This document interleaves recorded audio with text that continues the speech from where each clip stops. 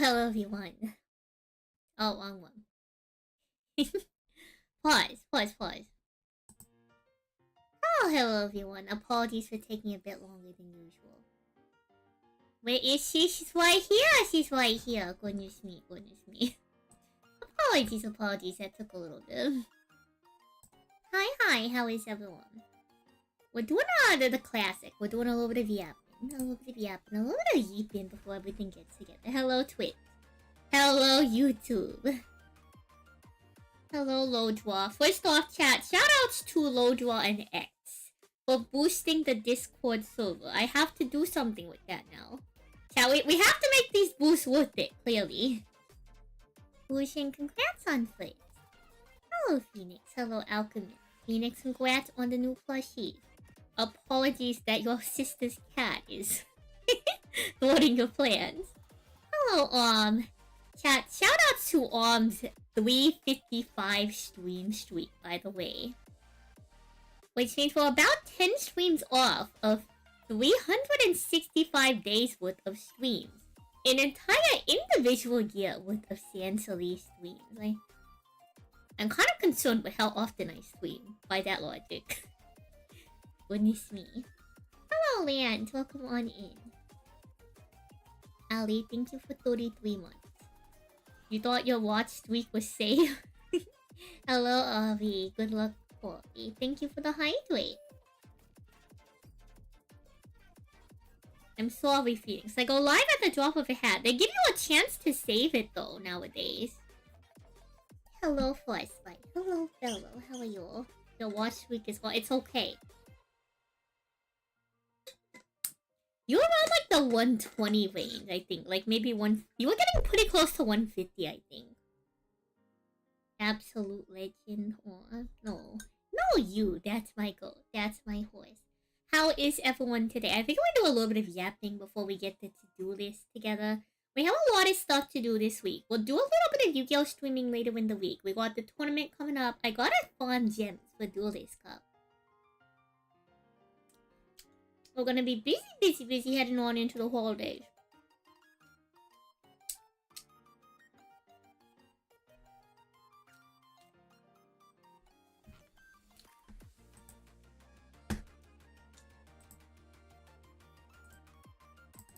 I can also show off the emote that we finished. If y'all remember, we were working on an emote. So I can show that off.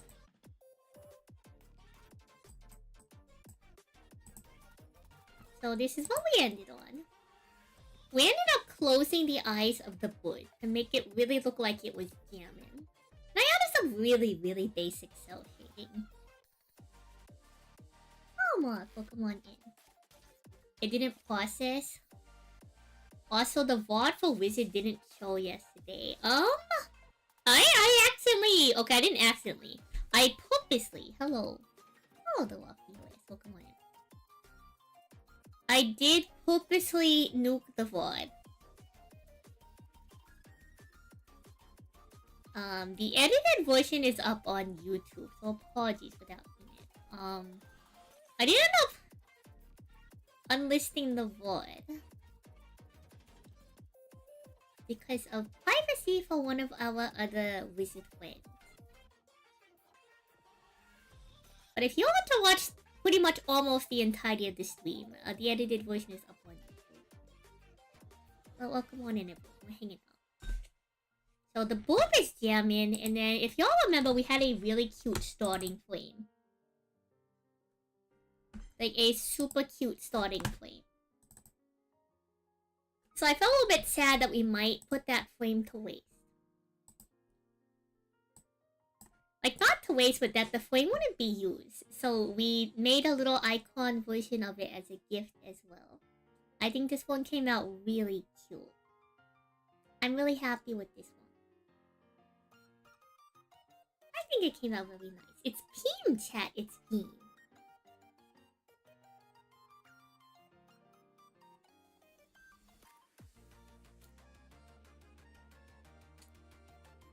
It's a lot easier to add more detail to a static image than it is to an animated image.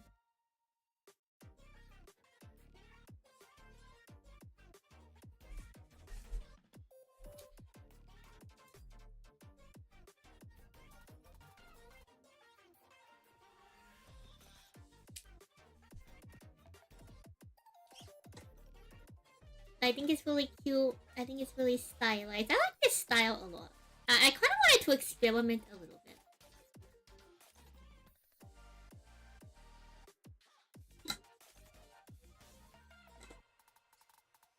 So the colors are blocked out a little bit differently than I normally do, but I think it came out pretty good. If I do say so myself, I think it came out pretty good. I'm still not sure if I want to categorize these streams as art or just chatting, because I feel like we do a lot of yapping, you know? We also have the community voted emote. San E. That we have to finish up. You like the eyes for the board? Thank you. With popcorn. It's alright, we have donut chat. We have donut. Rejoice? Donut.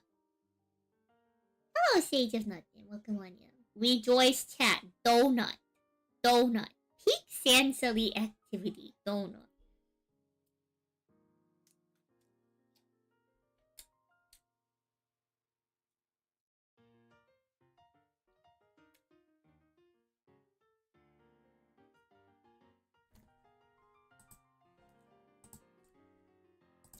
But again, I'm really happy with how this one turned out. I think this turned out really cool. I think it's really jamming, chat. Does the board not look like it's jamming? Look how well that board is jamming. I think it's really jamming out.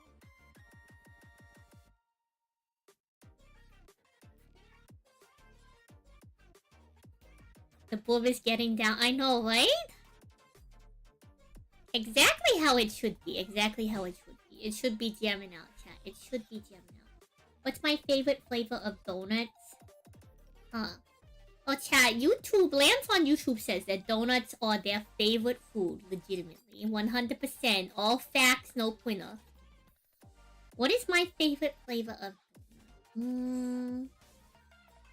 I'm a chocolate donut type of gal. Chocolate on chocolate with chocolate sprinkles. I think I can appreciate other types of donuts, don't get me wrong. But I think, you know, without factoring in my mood, like, if I had to pick just any donut, that would be the donut. Sometimes my choice will vary depending on my mood. Yeah, chocolate frosting on chocolate donut bread with chocolate sprinkles. Full chocolate. Send it.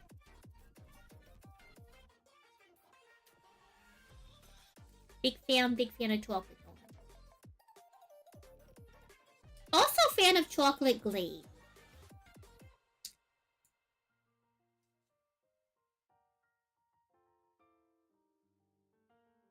Also big fan of regular glaze.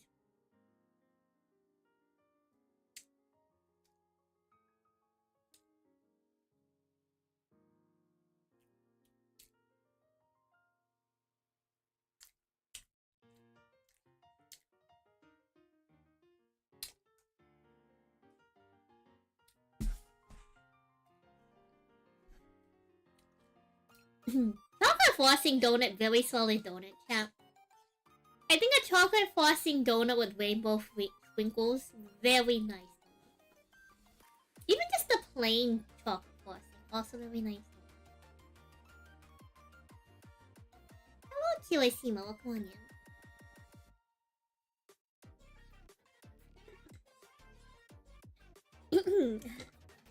you. What? All this eating has my phlegm acting up.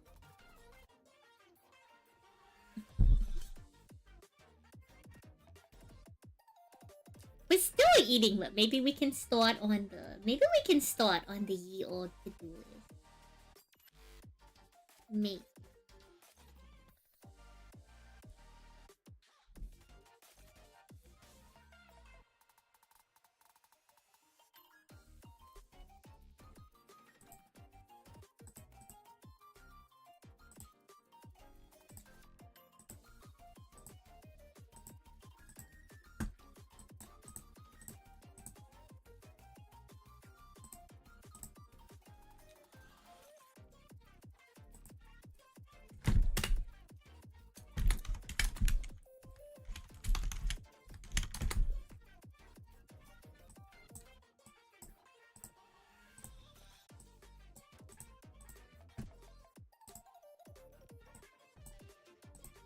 Alright, let's see. Our to-do list. What do we have to do today? Let's see.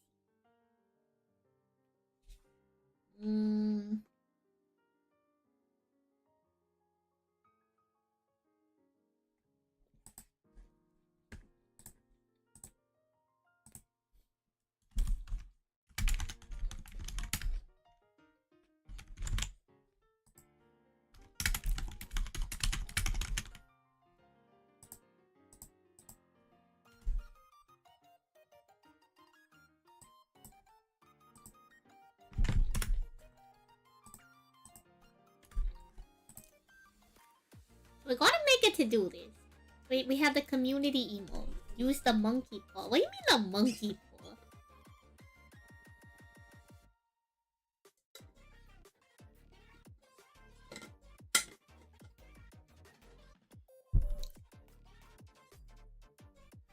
I do think aesthetically, the like Simpsons style pink frosting donut is very cute aesthetically.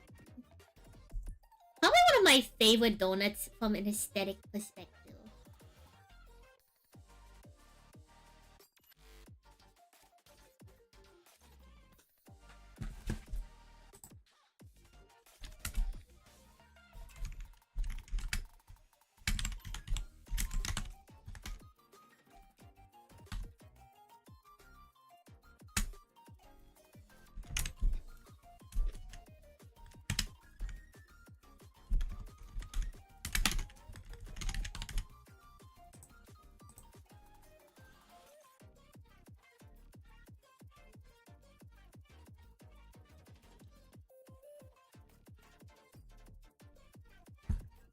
You forgot that's a meme, it calls once again.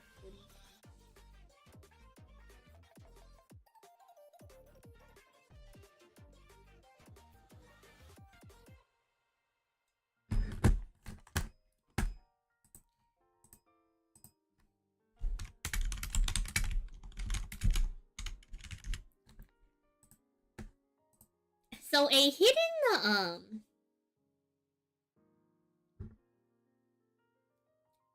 thing that I like to do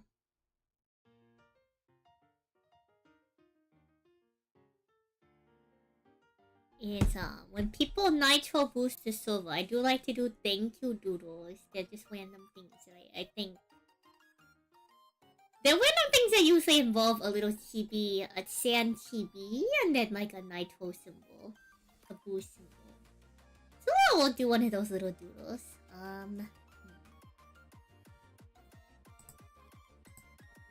I feel like we have more to do. We have more to do. Oh, right.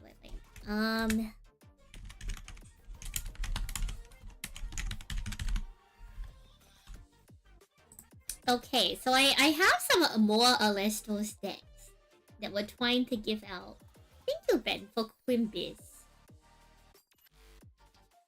I was gonna offer it to like the greatest span of Twitter to see if there's any completely new players interested in learning the game. We built 2 already. I was gonna build 2 more. They're not like super optimized, like they're decently optimized. They're not perfect. Hello, Siku, how are you? What emote is that? A stare emote. So I was thinking we can probably do something like this.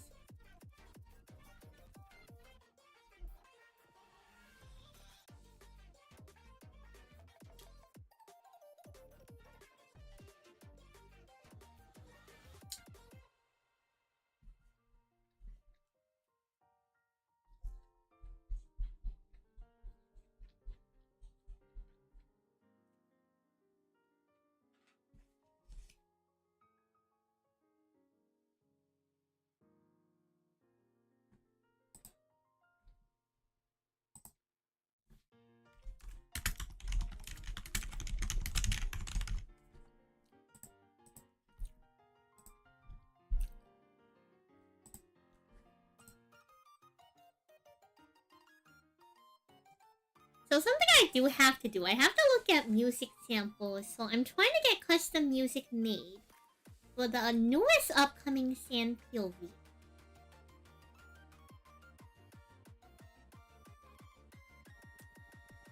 Lance on YouTube, I'm going to tell you something surprising. Let me finish touring.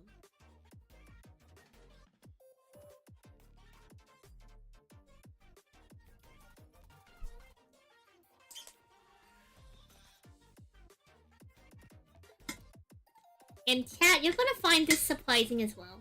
Actually, you might not find this surprising. For those of y'all who have been around long enough, you'll know that I drive in complete silence. So when I'm doing these art streams, I sit in complete silence. It's just me, myself, and whatever's going on. Sometimes, back when we were doing the World's Watch Party, sometimes it was World. Otherwise, the background music that you hear on the stream is only through OBS, so only y'all can hear that. I can't hear the volume of that music. I just sit in silence like a sociopath or something.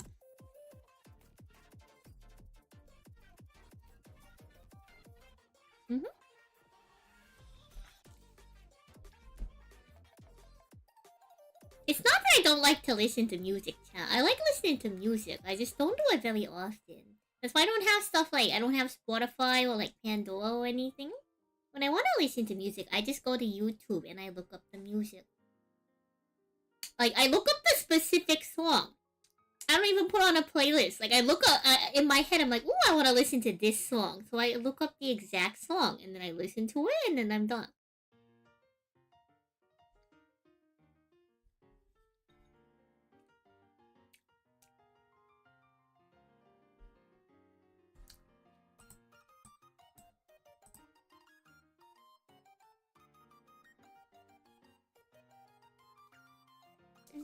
Think, am I forgetting anything? Like, I'm sure there's other tasks that are long running that I also need to work on. But this is some of the more, like, important stuff for this week. Am I forgetting anything on this week?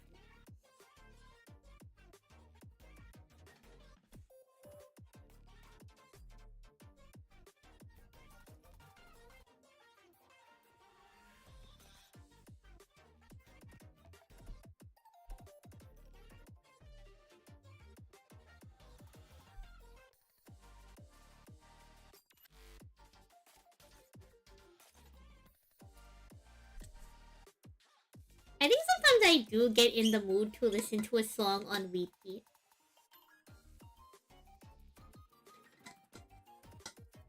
I know you can have people do song requests, but I don't know, we got our own music.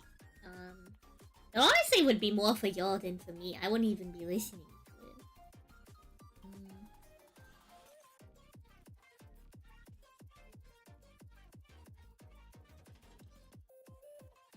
But I'm always worried about like copyright stuff. And now that we're streaming on YouTube, I don't know like how much you're allowed to have music on YouTube versus like Twitch. Like Twitch has its own DMCA stuff you gotta worry about, you know?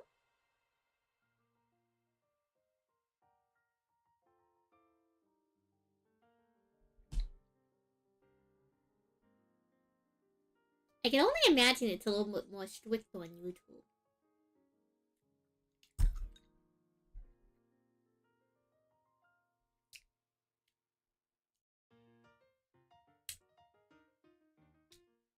It's a chill day of productivity. We're hanging out. I'm eating some food right now. That's why we haven't started.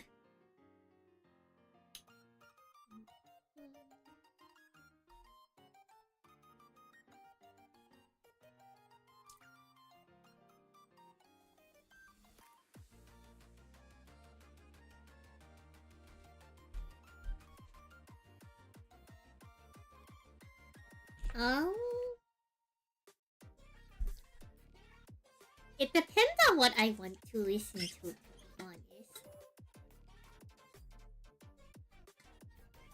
Sometimes I will listen to, like, anime openings on occasion. Like, again, I have to really, like, look... Like, it's a specific song that I want to listen to each time. So I'll look up this song directly.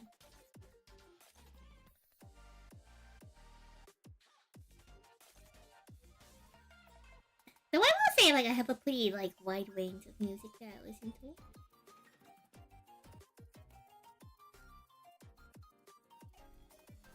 I am a little bit more old school sometimes. Big fan of the 80s.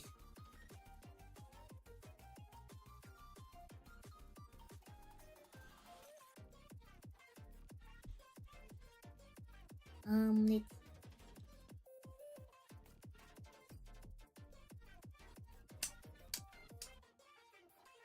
I did back when that was like kind of a thing. It's been years though. I really don't remember much. I hardly remember the characters' names.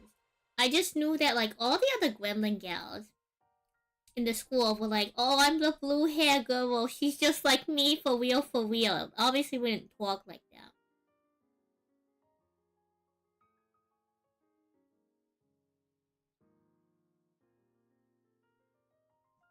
You'll only listen to a song if there's a good essay retrospective on it. Interesting. I also like a lot of stuff from like musicals.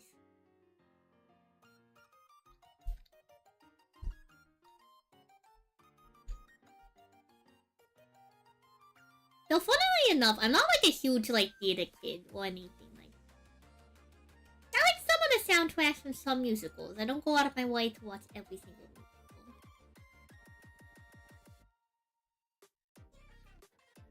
I think my all-time favorite musical is Little Shop of Horrors.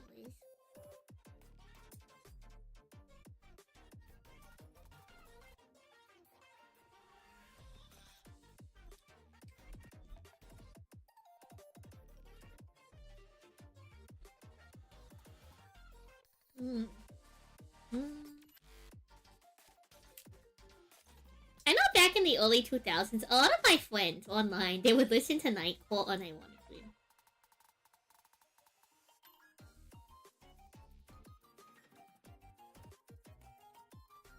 My opinion on Nightcore is neutral. I think some songs sound alright. I think other songs sound whatever. Some are very iconic. So I guess my opinion on Nightcore is like there's good Nightcore songs, and then there's like okay Nightcore songs. The Book of Mormon. I heard actually really good things about the Book of Mormon. Skyhawk would vouch for it.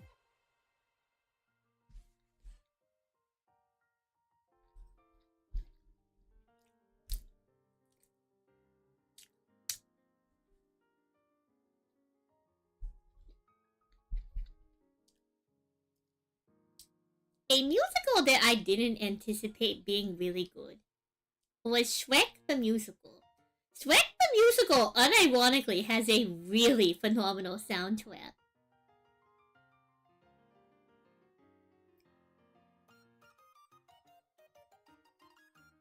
You know that there was some decent like Nightcore. I will say not every song should be Nightcore. The Osu players are going to kill me, but not every song should have a Nightcore version.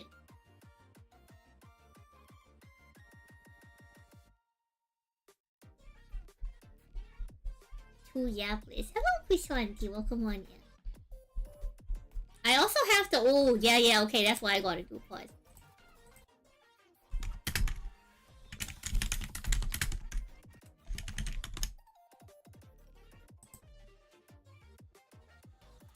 Another thing to the to-do list.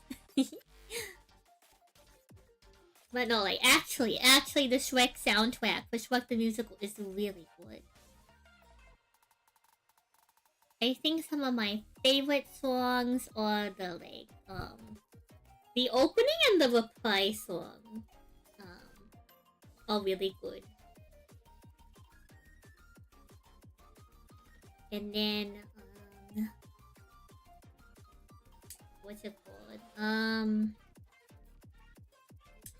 Like Big Bright Beautiful World, I think is what the opening song is called. And then I think Fiona's song is called I Know It's Today. I think I Got You Beat is another really good one.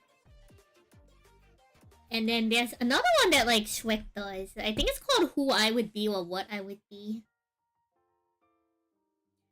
No, so Shrek the movie has a very memey soundtrack, but Shrek the musical soundtrack is crazy good. Like, actually, they did really good with it.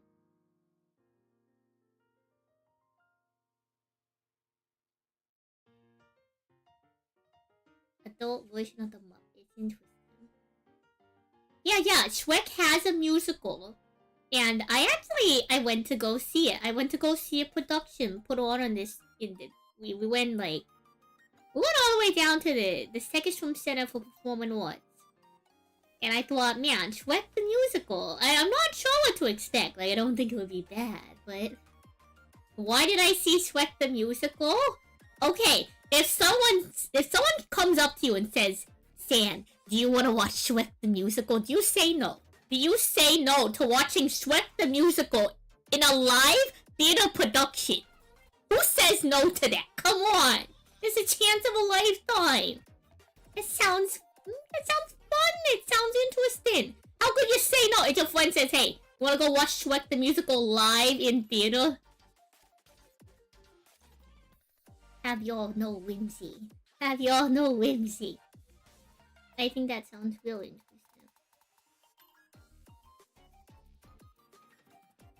No hate, just supplies. Well, yeah, so it's like, okay, sure, let's go watch Shrek the musical. Why not? It's really good. It's really good. And a lot of the lines are like really like witty too.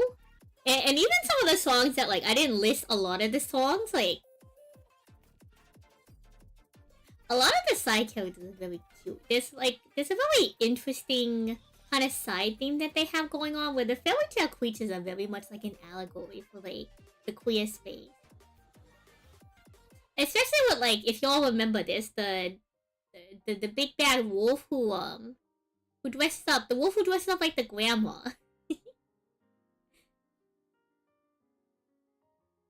very much a queen. Very much a queen. Well, like, oh my gosh, the dragon, she has a song too. The dragon also has a song. The lady they casted for the dragon, she had such a phenomenal voice. She had so much power behind her voice. It was very good, very good. I think I unironically preferred the version I heard from like the cast they put out from the official soundtrack.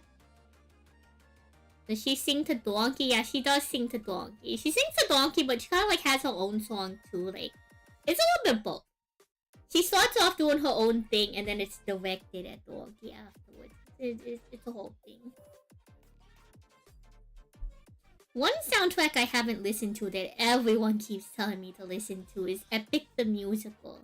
Skyhawk has been raving for like over a year now, I think, about... They're telling me to check it out, I just haven't had the time.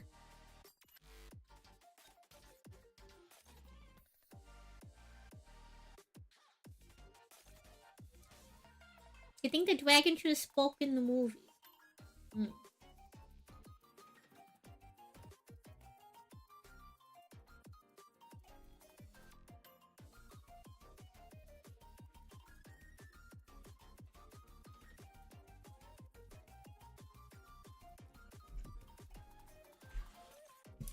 I also think that, so...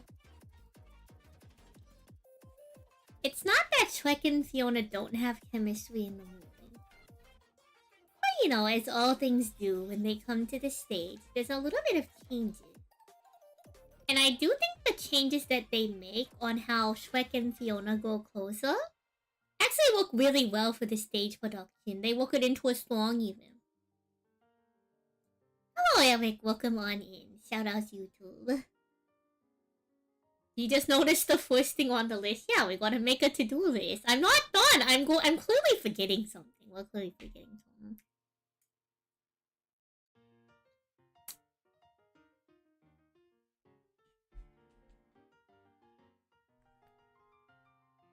Look, yeah, you wanna know why the first thing on the to-do list is make a to-do list?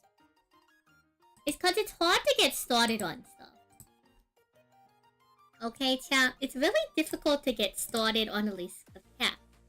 But if you can mark one off, clearly, just even starting, even if it's a small start, can motivate you to continue to do what you're doing. Now let me find this deck before I lose it. Before I forget to finish adjusting this deck. Let me make sure I have all the cards and all the spirits and everything together. Let's put this together. Who would I have had voice the dragon? I'm not really sure. I'm not very versed with English voice actors. So I can't quite say.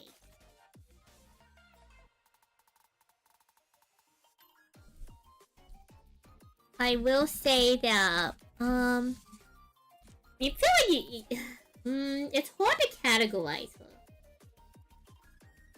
Because she is kind of a gentle soul, chat. Like, I know she's a fearsome looking dragon, right? She's actually a very gentle soul. If you pay attention, chat, she's a very gentle soul.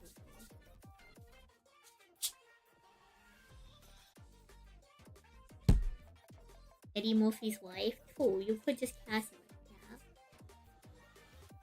that.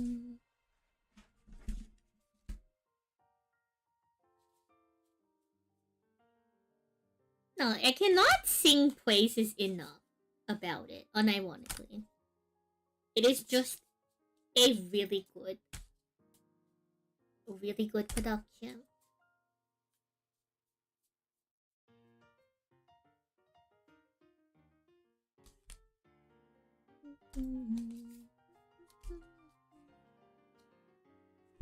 Really good songs. Knowing the animation industry, they would just put Aquafina. Did I like Ratatouille? The movie I enjoyed. I haven't watched Ratatouille if there's a musical. I think the movie for Ratatouille was cute. I think it was cute. It was funny.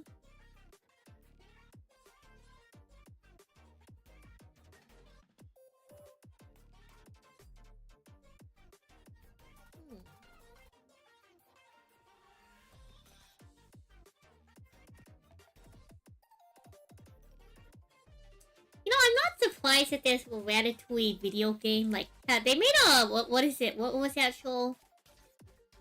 The Sweet Life of Zack and Cody. If the Sweet Life of Zack and Cody can have a video game, I'm sure Ratatouille can have a video game.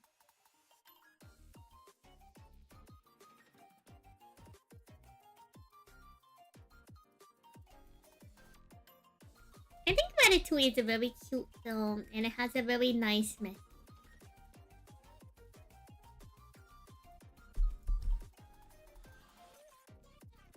I think it's a very clear message that a lot of people can relate to. And I think even if you don't have your own aspirations, you can at least kind of relate to the concept that people from a lot of different backgrounds can have a lot of things in common in unexpected ways. That being that, you know, if you look at the rat Remy, he has a very, like, humble beginning. And so does the main antagonist, the Fool Critic. Even though you wouldn't anticipate. There was a DS game for Death Note? Oh, right! We did have one of the twins! Oh my god, you're so right! We did have one of the twins as a Shadow Duelist. I totally forgot about that. That was crazy.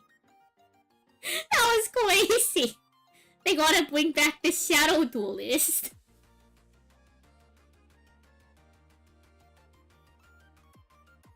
There was a DS game for Death Note. I'm not surprised about that either.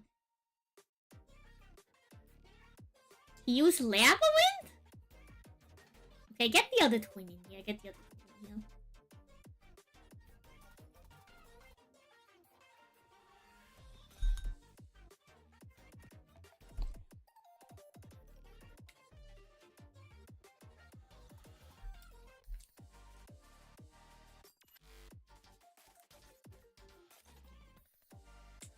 All this yapping kind of makes me want to eat more. Is that a bad thing? It's a bad thing that I got an appetite.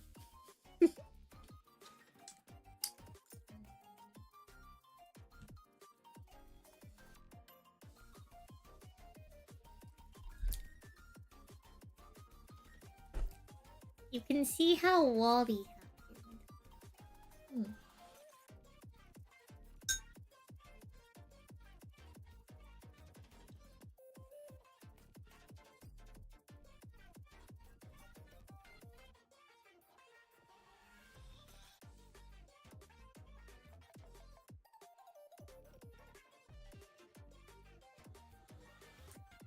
Yeah, I don't know, chat. I don't know.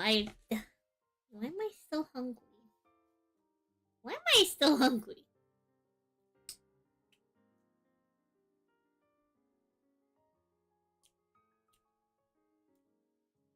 I'm half tempted to go out and grab some more food.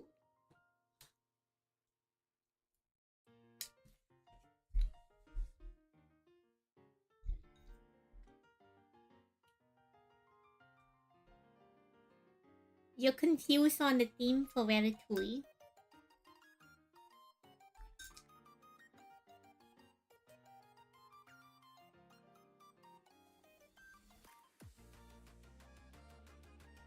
So the basic theme for Ratatouille is rooted in a similar concept of like the American dream and all that kind of motivational uplifting stuff. If you want to do something, pursue it. Anyone can pursue anything they want to. The deeper things that you can see with Ratatouille are further explored in, depending on how you want to frame the narrative. You can look at it from a basic frame of like, if we follow the main character, Remy, right? It is a common thing that I actually think a lot of immigrants and even regular like non-immigrants face. Okay, it has less to do with immigration and race and just more to do with any kind of family dynamic in which you have a family member that holds some kind of status or power or some kind of higher responsibility. So, trapped in between the world of wanting to pursue his own interests, Remy does held an obligation to his overall family, the colony. And so his dad's really happy with what he's doing because he's doing something important. And so his dad figures that, doing something important, serving your community, should be giving him enough of a, fulfillment in life. So he wonders why his son's so rebellious and unhappy. But Remy, caught in between of, what's important, what he has to do, has his own interests in mind. It's like anyone that maybe has, a family business or something, Your folks have expectations for them, so that's a very baseline, deeper theme that's explored. That's very basic. I think if you just skim the surface level, that's very, very simple, right? What am I craving? We have more food outside. I can just go grab more food outside. I'm not gonna go anywhere for food. I just walk out and grab some. New list edition food.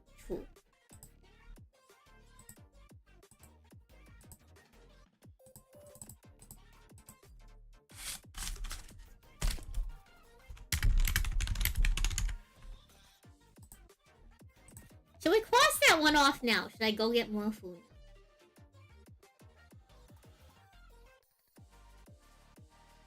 Am I out of emote slots? I just personally don't commission a lot of emotes. I'd have to check how many slots we have. I know we have a bunch of animated slots open. I think we just still, from my perspective, I have a lot of pretty good emotes. We haven't commissioned any emotes in a hot minute because, well, I kind of, if I need to make an emote, I kind of make it myself.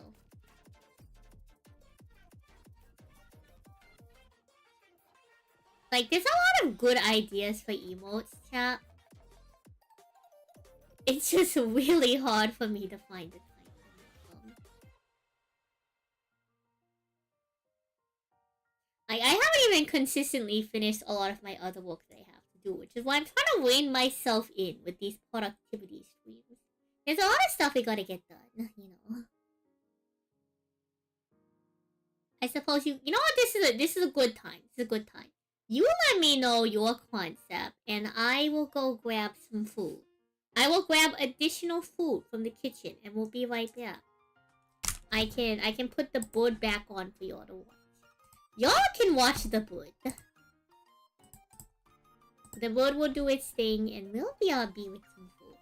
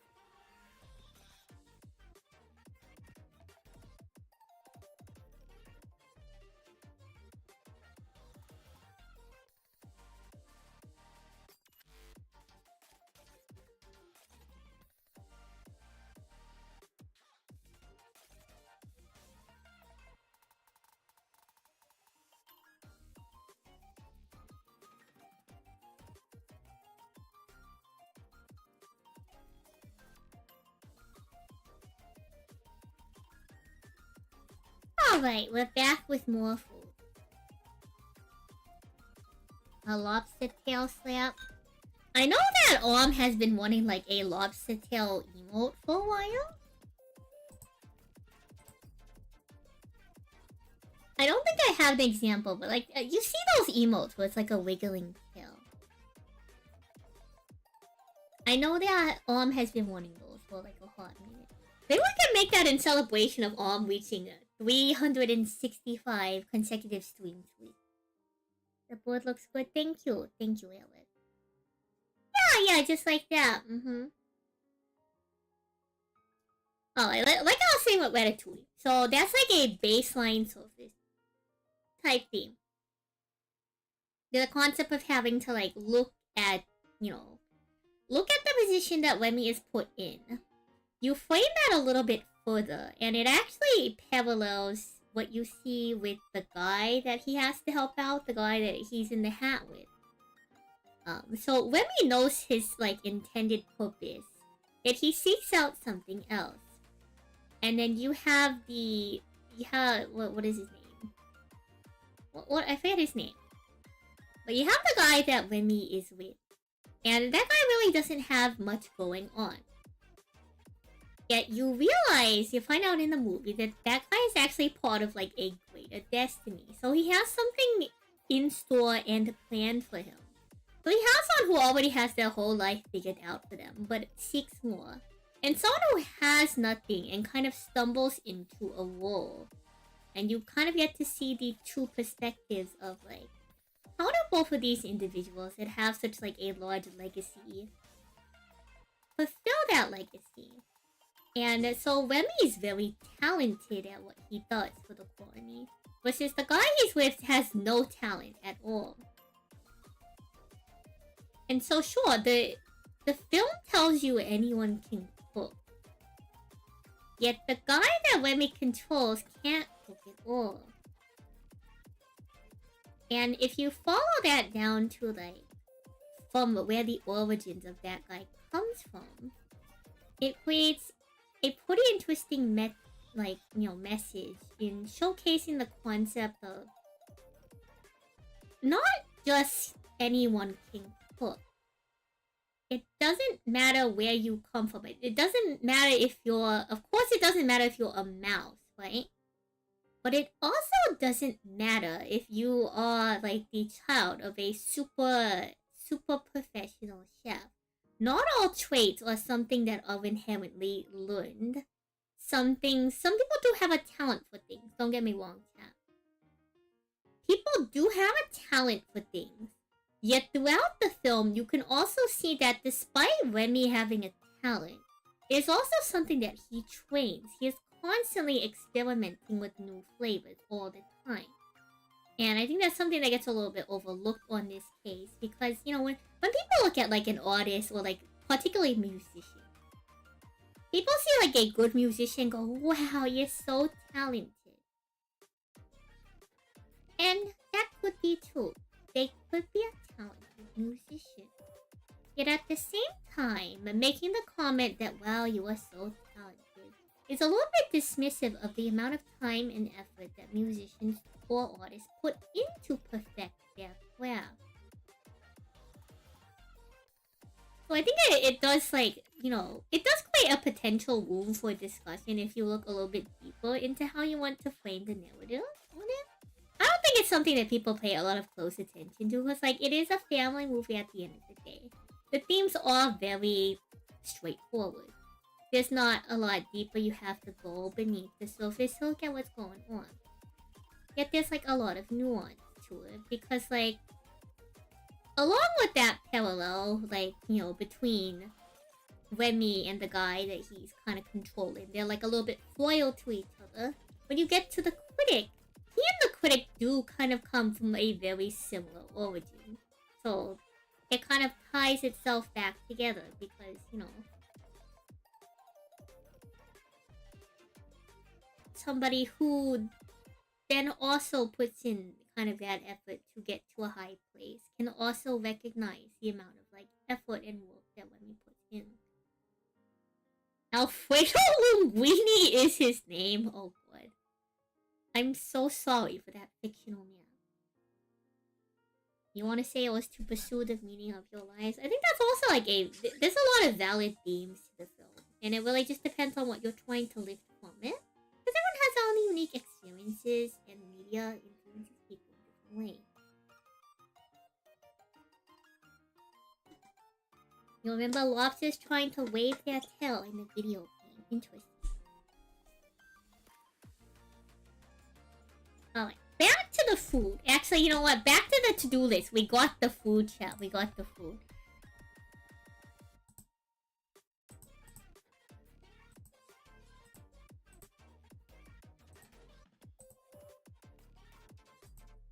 Huge, chat. Huge. Get more food? Easy to-do list moment. Genius activity.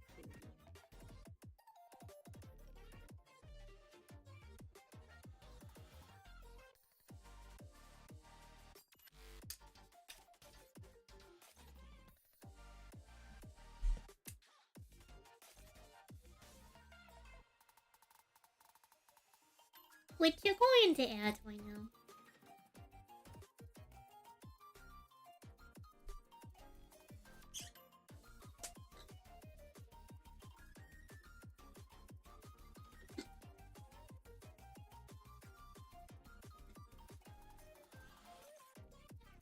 It is kind of funny that, like, the critics' nostalgia is what ends up, like, doing him in. At the same time, you know, it really does help contribute to the theme that the film is pushing.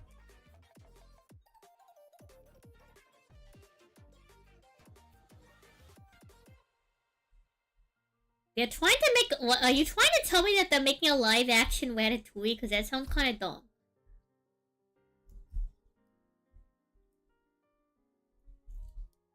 If we're going to talk about mice, can we discuss how Stuart Little, allegedly in the books, is not a mouse, but a kid who just looks like a mouse? I've never read the books, but I've been told that allegedly in the books, Stuart Little is not a mouse. He's just a kid who looks like a mouse. And I'm not quite sure how to feel about that either. Like, how? How does he get born?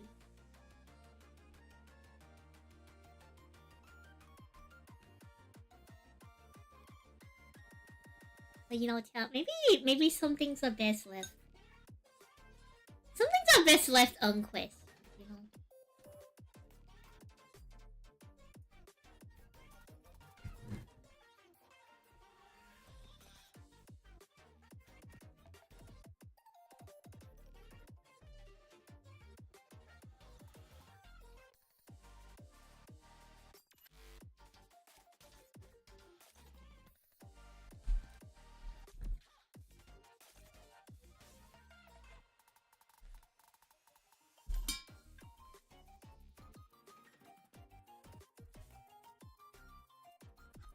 Oh, I might do some of the to-do list out of order. I feel like it is very easy to finish up the Naito doodles. So I may unironically finish that first.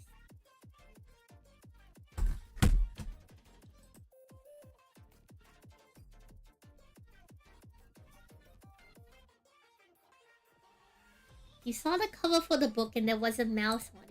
Well, that's the thing, is that Stuart Little is a kid who is apparently, they look like a mouse.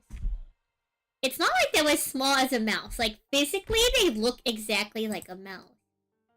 Which I don't quite understand, but... You know, who am I? Who am I to tell these people? You know what, chat, let's officially move to the art screen.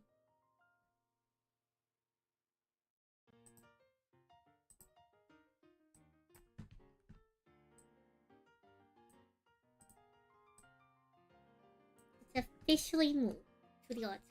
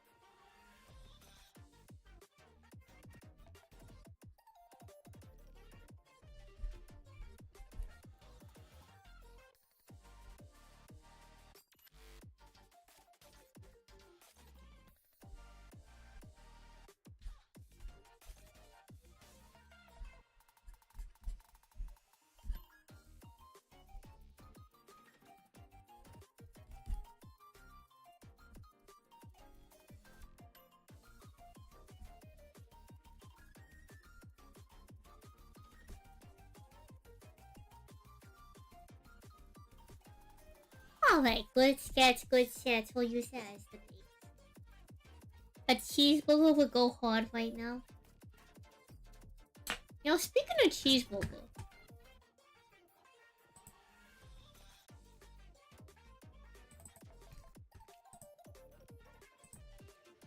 We do have this art of me eating a cheeseburger.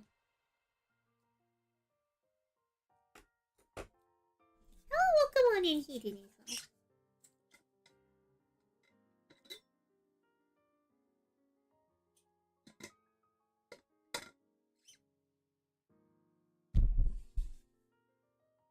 Is their biological son in the book? That's terrifying. Chat, YouTube has told me terrifying news. That in the books, apparently Stuart Little isn't adopted. He just straight up looks like a mouse. He's their biological son. I didn't think the films could get more I didn't think the medium could get more confusing. Yeah, cheeseburger.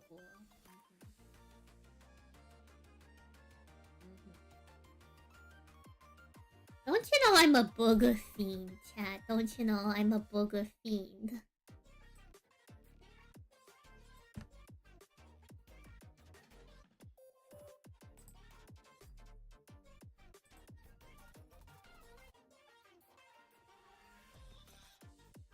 The chibi made you think of a cheeseburger? Oh, I guess the hand does look like a cheeseburger. I was trying to do like a really simple chibi hand. But I can see what you're saying. I can see what you're saying.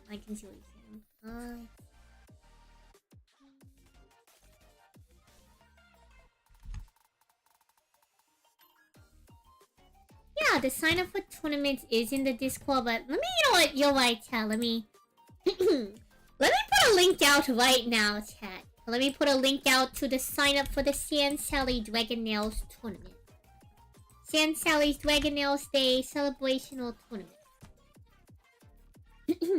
Y'all can sign up for that. It's going down this Thursday, December 18th at 6 p.m. PST. So for those of y'all not doing Duelist Cup, or for those of y'all who want to skip the first couple hours of Duelist Cup, y'all are welcome to hang out. We're gonna run the tourney. Then I'm probably gonna raid y'all into, let's see, who do we want to cheer on for this Duelist Cup?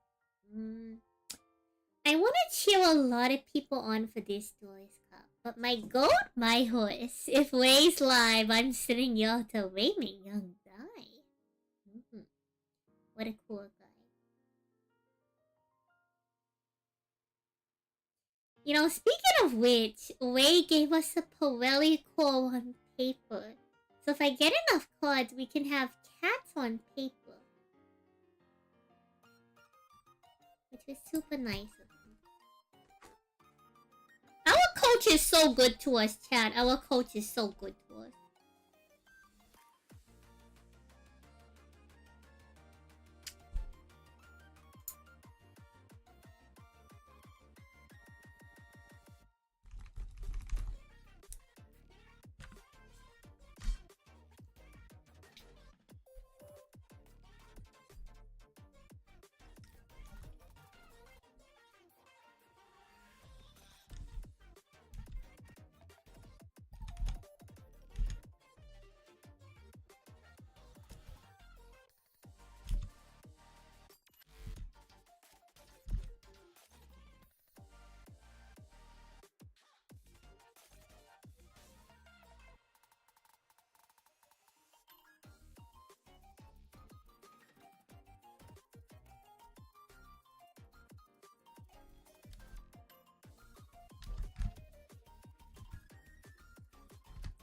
So, gonna do this little doodle really quick to say thank you for Nitro. Which, thank you, Lodraw, for Nitro. Shoutouts to X for Nitro. We do need to also, at some point, revamp the Discord chat.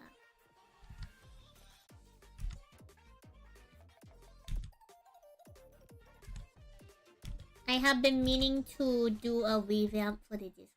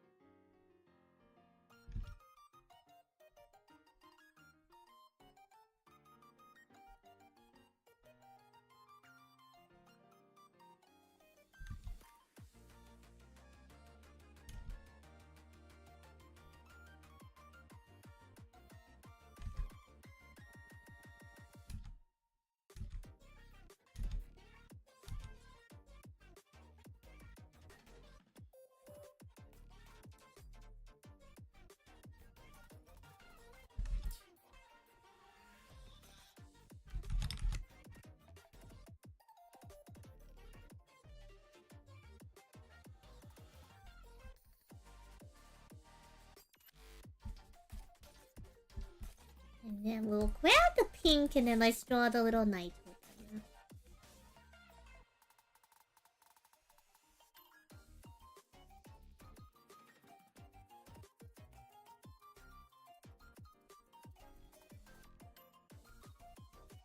I'm glad to help the silver thing.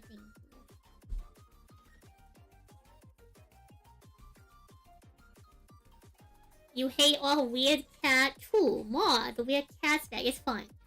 It's fine, chat. I'm sure Noir is fine in modern times. Distributed with Mitsuuri, clearly.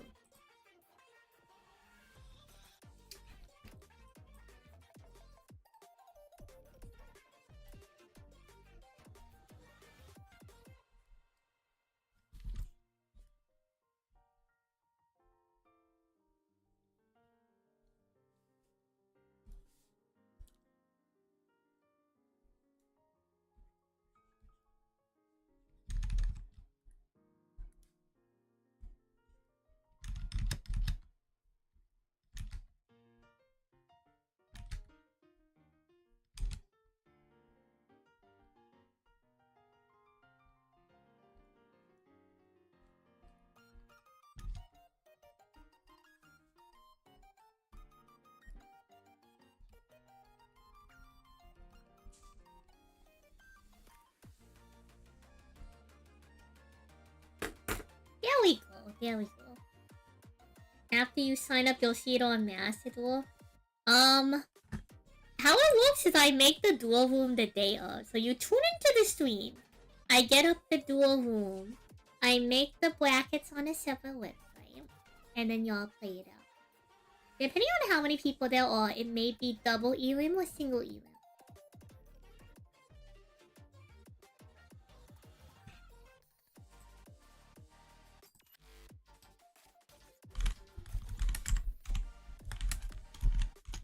Thank y'all for supporting the server. Thank you for Nightfall. I will now export this image. Maybe we'll just screenshot it.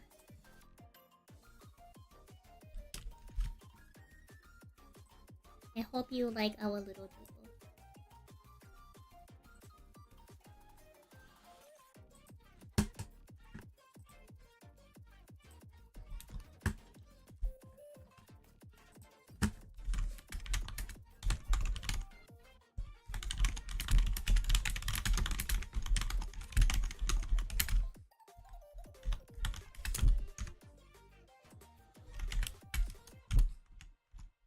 I'm going to be...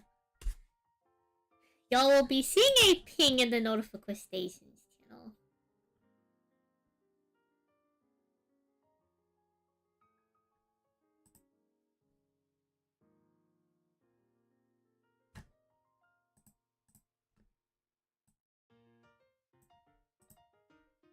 Yeah, there we go.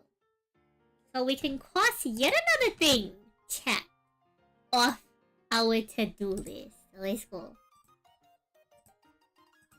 It's like doing question in your video game.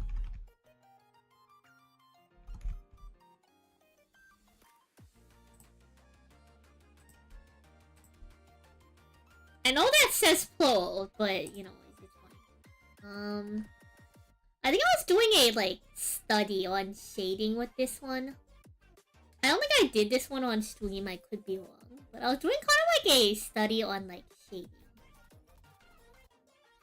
And I was thinking like maybe this could be a good style to do like future animations in. But if y'all remember, I'm trying to like be faster with the animation. Woke Wizards happened so early. Yeah, well, Woke Wizards is on the weekend. And, I mean, Josh and Dymax are busy guys, don't you know? Yeah, we set up the whole tournament the day of. I'm pretty used to doing tournament stuff on my own. Oh shoes, that's right. Add something to the to-do list, holy. Pause.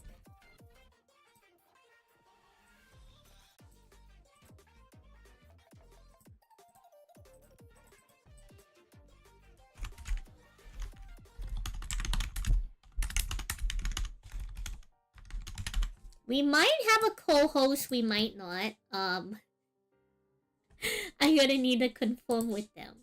See, chat, this a to-do list is really productive. A to-do list is very productive for me.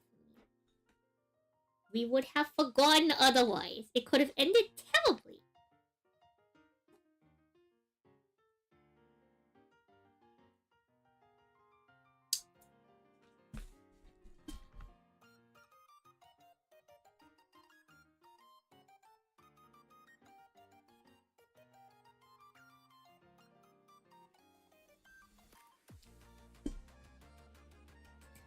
I'll message them now, but they can respond later.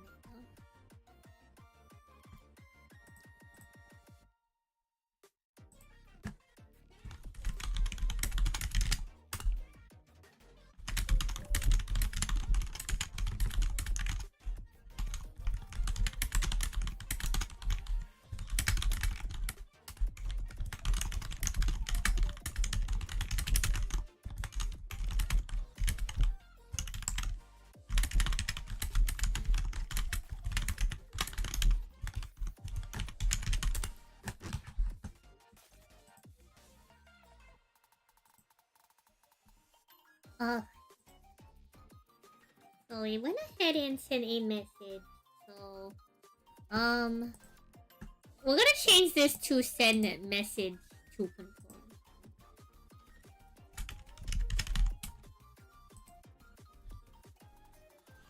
Just confirm the co-host. Community emo. Pack deck for Kushanti. We were supposed to be packing the deck, but I saw you eating food. I suppose it's not like the most important thing to get though, but I do want to get it. Otherwise, it's gonna get lost with the Quimby mail.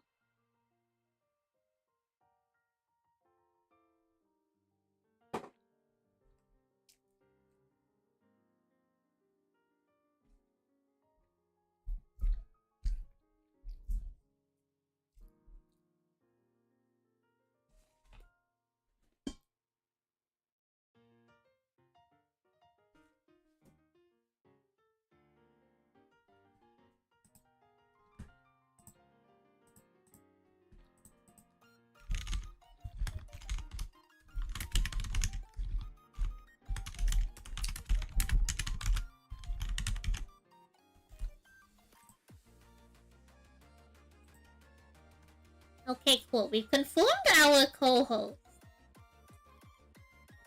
I suppose... Do I have to make a graphic for now? We probably need to make a thumbnail for that. We have to do the graphic for the deck giveaways. Technically, I don't need to do the deck giveaways. YouTube compilation of people dancing to Generation 5 Pokemon music. Who's the co-host? They are someone actually new to co-hosting tournaments with me. Y'all have probably seen them around. They're no stranger to this stream. But I believe I could be wrong. I think this is the first tournament they've co-hosted with me. I could be wrong. I could be wrong.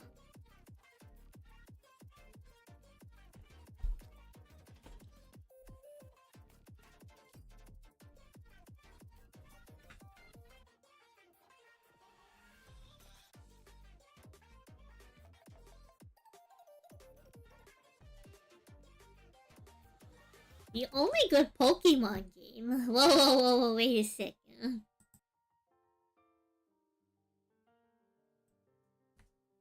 The Emerald was kinda cute. Emerald and Sapphire and Ruby. You could have the secret base thing. I like the secret base thing in I played up to I think Diamond and Pearl, I think. I like the secret base thing. I liked the contest that they had. The dressing up contest. That was cute. I liked how they have that area you could walk around your Pokemon to try and collect like items. 4-set contest. The baking thing, they had that bacon thing that was also kind of interesting, I think. I remember my, when I had finally got a DS, it was, the microphone on it. I think it was a refurbished one. So the microphone on it didn't work. So if I got stuck in a trap that needed you to blow away leaves or something, I was hard locked into the game. So I was always very wary about traps. Because if I fell into the leaf trap, I would have to hard restart the game. Because there'd be no way for me to get out of it. I think some of the other traps you could get rid of by, like, clicking it. But that one in particular, I think that was... maybe I was just interacting with it wrong. But I'm pretty sure there was one trap that you had to use the microphone for. Which made my experience with Nintendogs really interesting. Because I couldn't use the microphone with Nintendogs. What about Nintendo?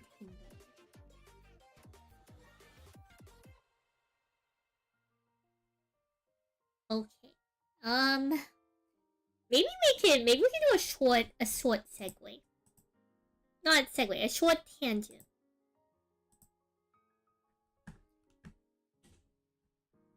Maybe we can look at music samples. Maybe.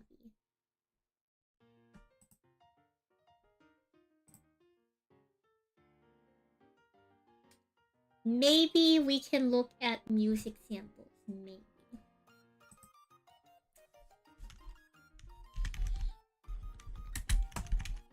Put Nintendogs on now?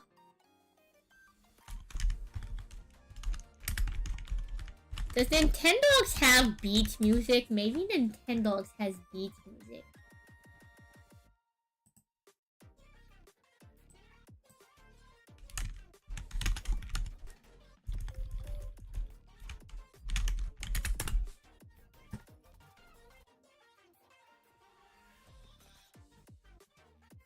Oh, wait, how are you? Okay, let's... pause. Let me make sure if anything else y'all might be able to hear is music. Michael, my horse, Mr. Wigman. Bye.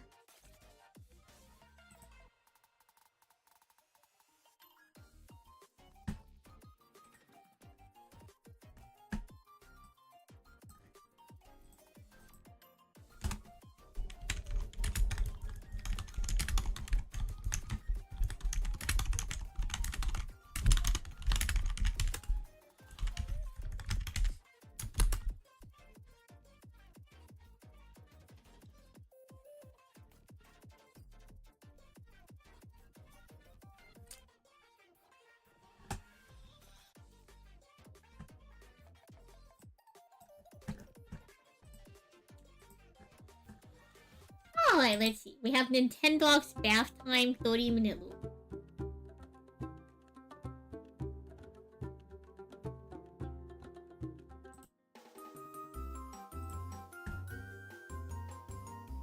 I did like this bath time music a lot.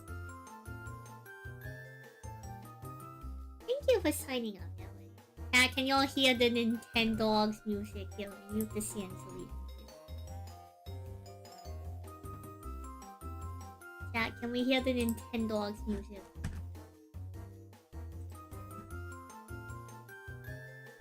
Is it too loud? No.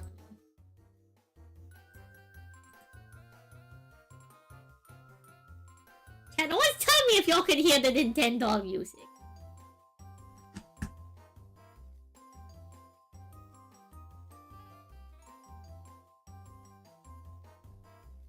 Nintendo music is a goal. Alright, Sundial. Nintendogs.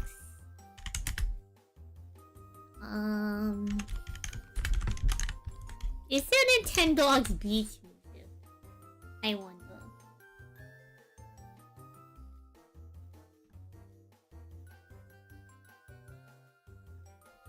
Nintendo Beats music.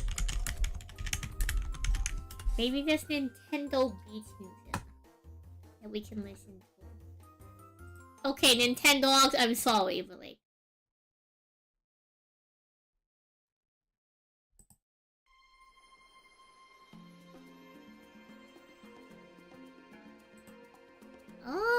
I don't know if this is the vibes I'm looking for.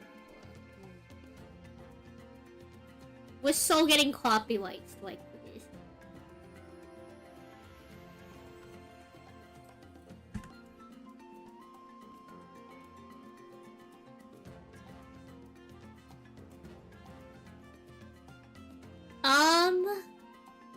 No citing. My bad, no citing.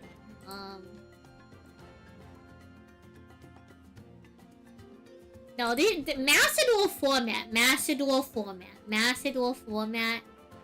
In a best of 3 Macedor format, I could be wrong. I don't think there's any citing in a best of 3 Macedor format. Unless the official tournaments have led me wrong. Yeah. No, sorry about that, you.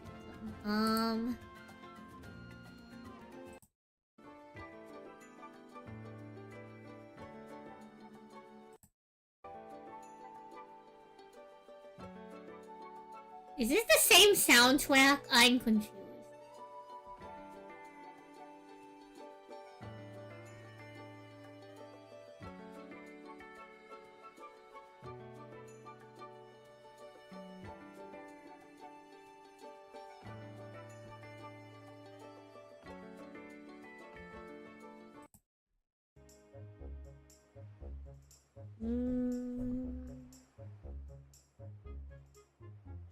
No, I'm not feeling this one. How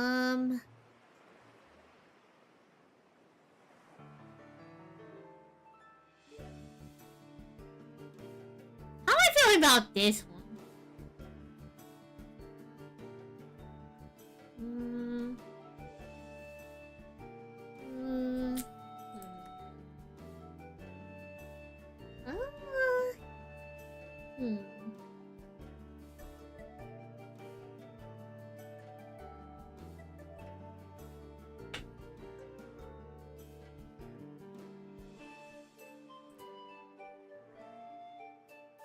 This one's like an okay. Like, I would want to be a little bit more like relaxed, I suppose. I know that this one isn't like too crazy, but I definitely want more like... Yeah, I think my energy is very chill vibe, you know? Also, Tommy, I love watching fish get CT scans. It's the funniest thing ever. Elf GF type beat? That's crazy. Okay, how about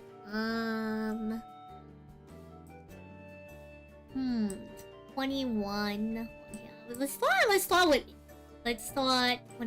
2114.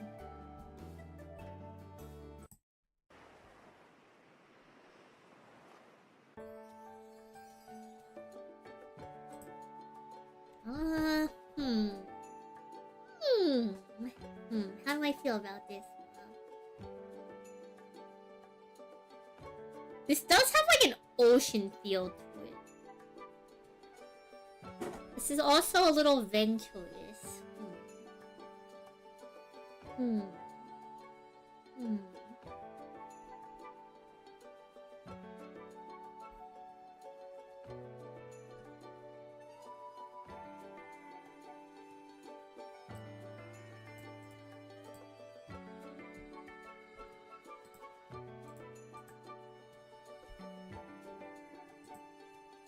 I do want something a little peaceful. Like, I want it to be kind of upbeat, but not too, like, peppy. That makes sense.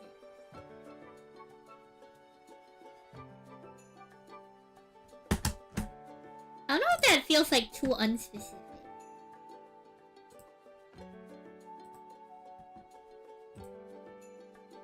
I kind of am liking this vibe.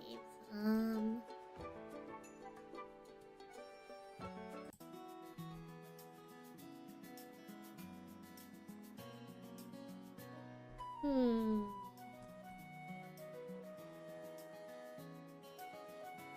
Hmm. Hmm.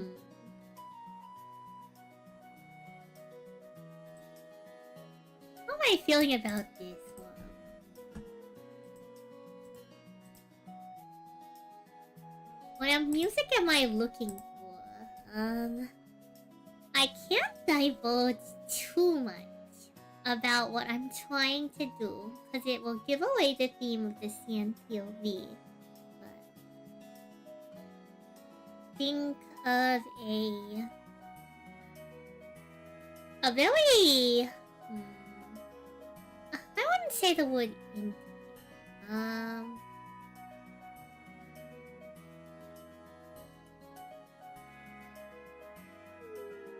like a seaside walk with a little bit of adventure, a little bit of playfulness, a little bit, just that. Just enough to feel adventurous, but nothing too crazy. I'm not running headfirst into the wave. Kinda like taking a little stroll and like discovering some seashells along the way as well. Or snow.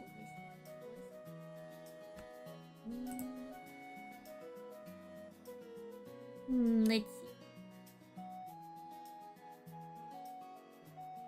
We can try... This one sounds cute. Sunny Driftwood Shore.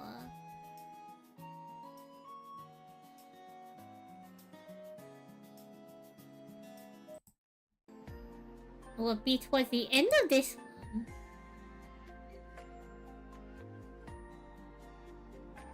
Good night, Lotua. Thanks for hanging out.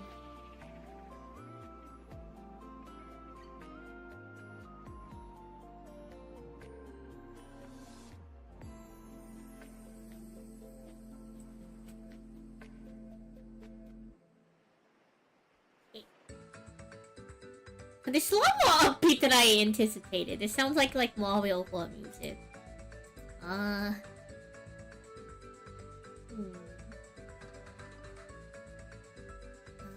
little bit too peppy.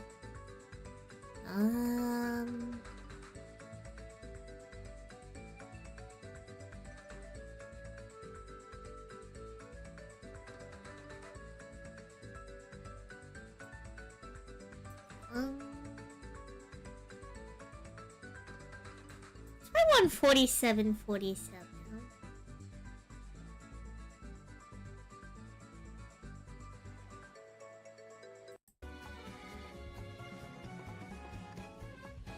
Just wait for it to go to the next one. I want to double check a couple tracks from this very long video.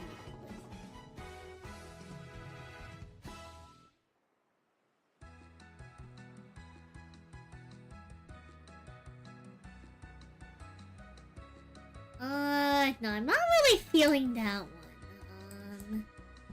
150, 150.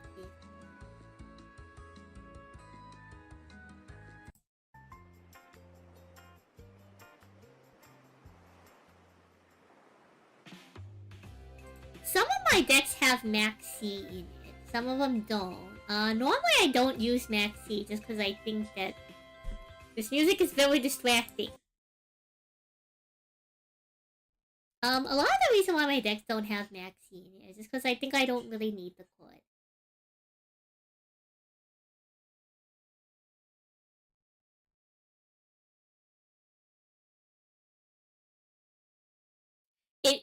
It literally, it's just as simple as like, I think the deck can win without it. I don't think it hurts the deck to put it in. Here's the thing. I don't think putting in... There's very few decks that putting in Maxi hurts the deck. But I also think that there's a couple decks that just straight up don't need it.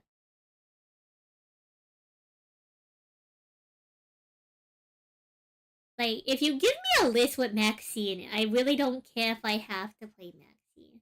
But some of the lists, I just like, yeah, I guess, like, if there's space, I guess we'll put in Maxi, but like... I mean, like, I don't know. It's just I think that's one deck that you're fine without it. You know. Like example, like Pirelli benefits a lot from having Maxi in the 20s. It makes a lot of sense that the deck is built that way. Especially when Ray gave us a deck list. Like, some decks just don't, like... Maxi can work with Tindangle because we run enough, like, either board breakers or hand traps. But unless your deck needs a lot of gas or something, I think you could live without Maxi sometimes. Like, I don't think Maxi will hurt a deck unless the deck needs a lot of names to be in deck. Yeah, I feel like it's not terrible if you auto-include it, right? But I also don't think that every deck needs it.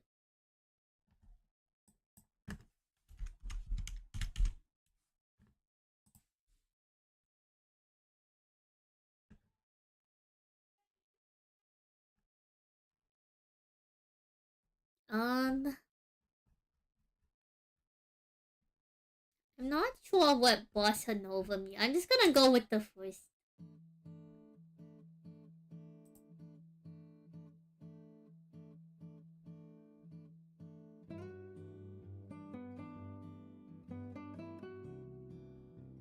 Oh, hello.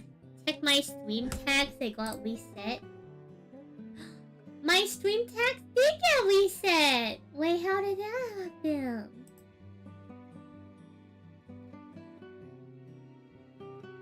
Oh, boy. Thanks for letting me know. Gosh, I can't even begin to remember what I think my tags were. Thank you for the hydrate. Hello, Zach.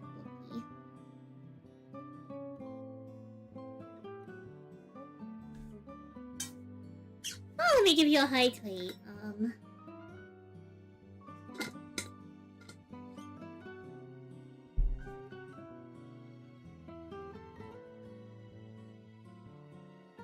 Is this the co-working category or not? I think this is the just chatting category, but I could be wrong. Like, do they have a category for co-working? No, I just figured that I would be streaming in art or just chatting, depending on what we're doing.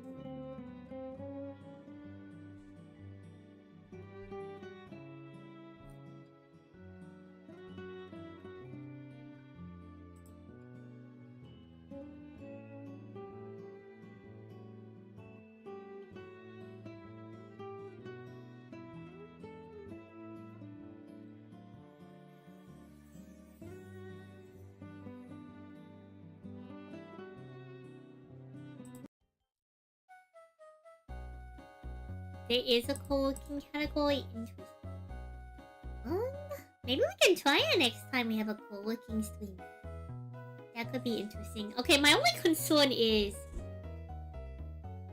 my intent is to co-work, and we do get a decent amount of work done, but sometimes I don't get any work at all. So is that disingenuous to the category if I'm not always working? Like, right now we're doing a lot of yapping, and I'm kind of jumping around on, like, the list to do.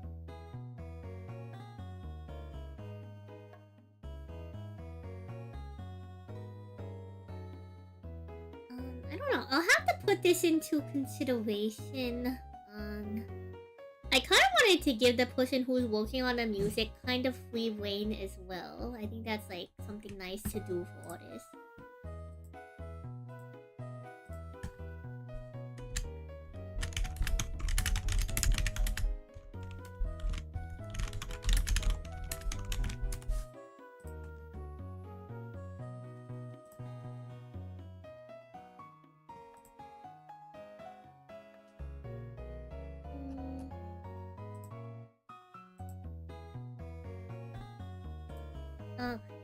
I think we've listened to an okay amount of music samples.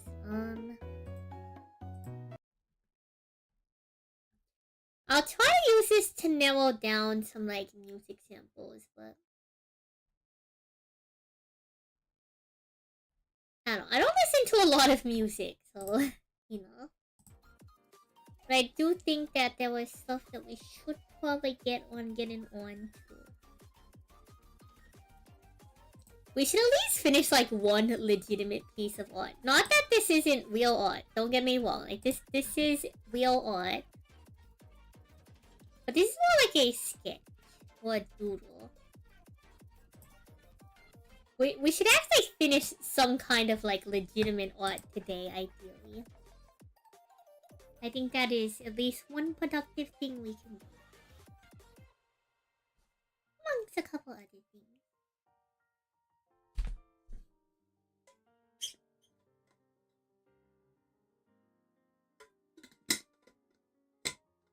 Honestly, the co-working is more here for me than for y'all. If y'all want to co-work with me, y'all are welcome to.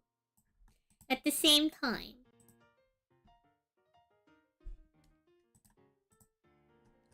Like, a lot of this is more beneficial to myself. Just to try to keep me on, track.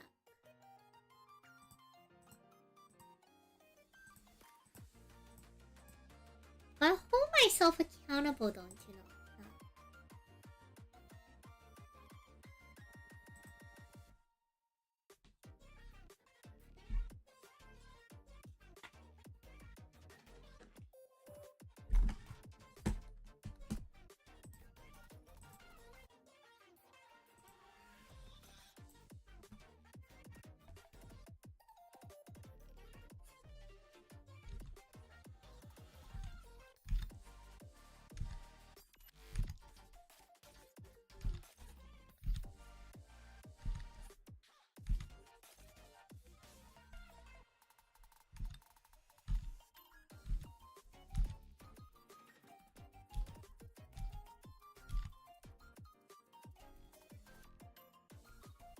Let's see. What other kind of yapping can we do? We've talked about musicals, we've talked about films, we've talked a bit about art. Let's see.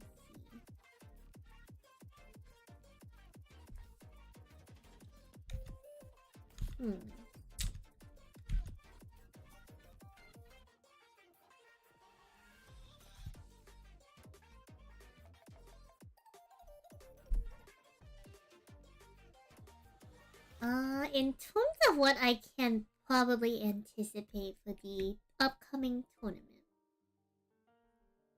Sign-ups are still open. Sign-ups will be open until the day of, and just a little bit before check-in. And the concept is y'all are supposed to be playing what you want to see me play in Yu-Gi-Oh! Matador. So again, if y'all want to see me play meta, y'all are welcome to. But just know that the deck list you sign up and win with is going to be the deck list I'll be playing. So I suppose a duel with discretion, deck build with discretion and thought. I will play anything y'all win with. But y'all do have to win.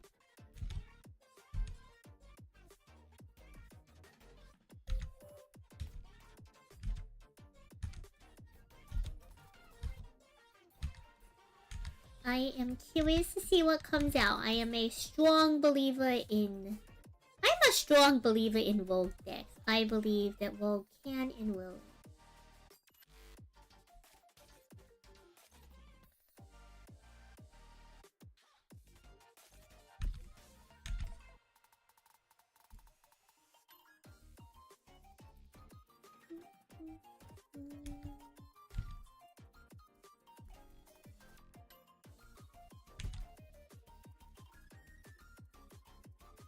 Is the Celestial Sim doing well? They're still in a closed beta. There's a lot of development the team has to do before it gets out of closed beta. The development team that is working on this sim is the Pixelborn team. So they do a bunch of other simulators as well. So I'd imagine that's part as to why we have a longer timeline. I don't know what's going on in the back end, so I can't speak for like any of the parties involved, right? This is all just speculation.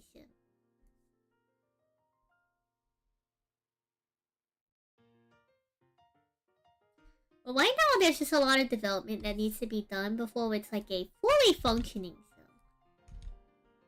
Like, they have a couple of the cards in the game, but they are missing like a lot of the overall card pool. So right now, the format is also different too. So it's kind of like Master Duel right now, but not. Because they have a different band name.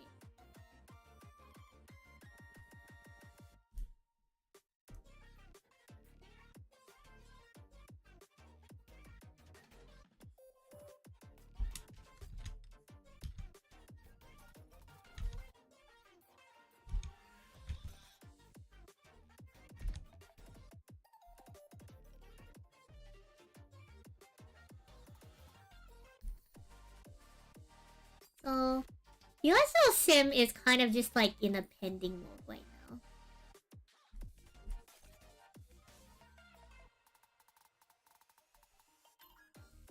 What kind of donut is the best kind of donut? Do I have a Nemolilia deck already? I do not have Nemolilia.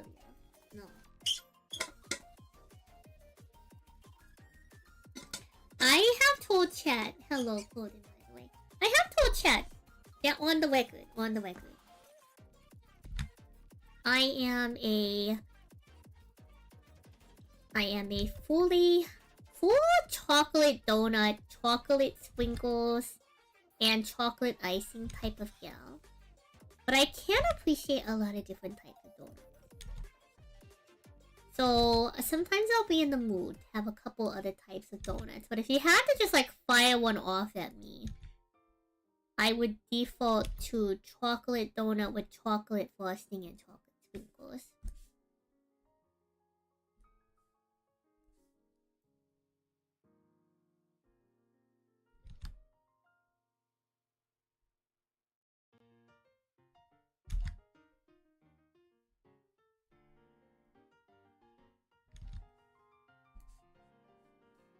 I think that's what I would default to personally. Not sure what y'all like for donuts, but that's my preference.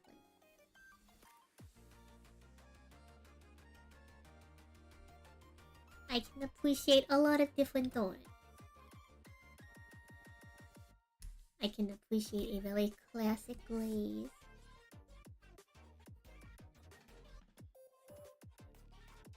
I can appreciate the pink sprinkle donut. I can appreciate the eclair. I can appreciate the Boston Cream donut. Now, I will say, I am not the biggest fan of like actual jelly donuts. Onigiri, I'm a fan of. We're going to be lazy. Just duplicate this. I'm a fan of these like onigiri. I am not a fan of I'm not a fan of jelly donuts a lot of the time. You're rolling up to the donut shop. You're getting a cake donut with chocolate frosting, a sausage roll with cheese, and an orange juice. It sounds pretty good. I can appreciate a solid bagel too. I can appreciate a solid bagel. It's a donut shop I used to go to on occasion. They have like a red velvet donut. Very interesting.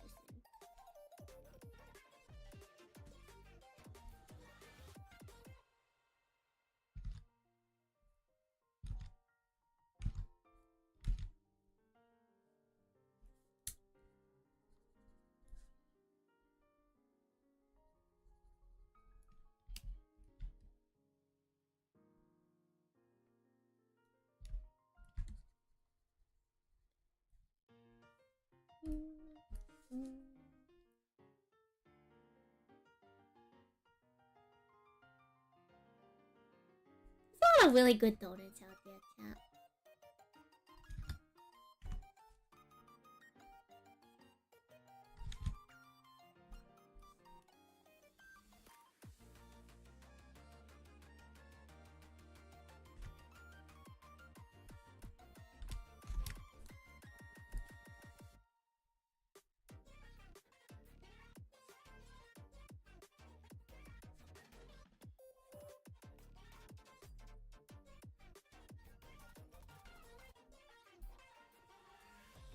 I know that before artificial food coloring they used pickled beets for red color. I did know that. There's a lot of natural food dyes out there. To this day, you can still use beets as a natural red food dye.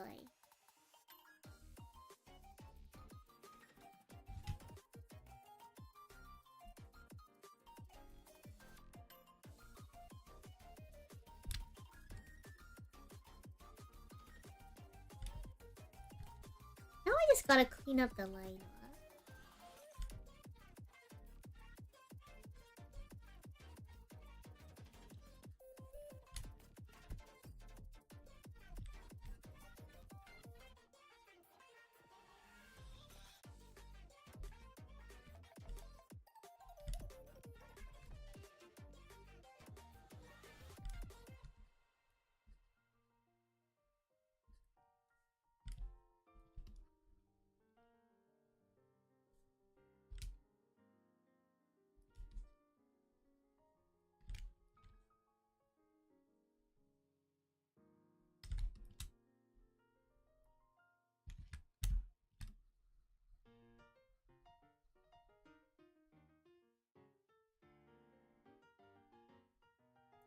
And surely when we're done with the line art, we can do the coloring and quality emote. Good to go.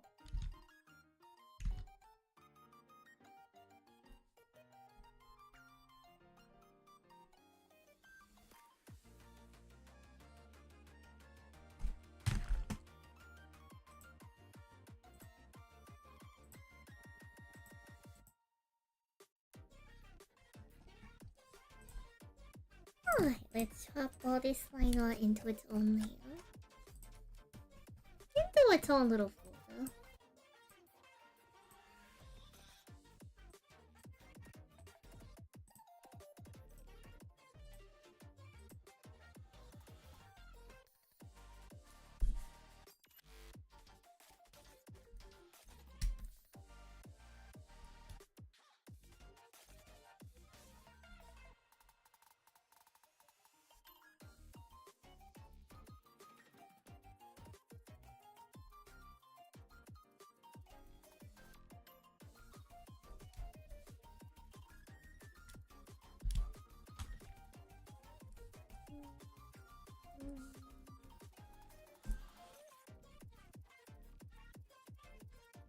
Light. You're probably wondering, Sam, why do you do this gray layer thing? And so that I can easily select the area that I want to color in.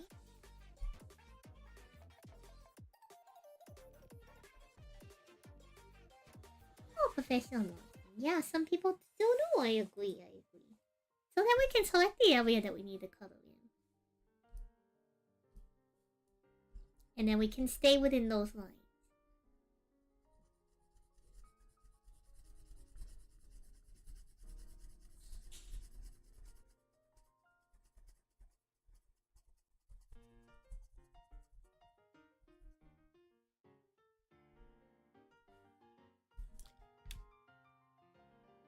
I'm gonna hop to this layer so I can clean up like here too.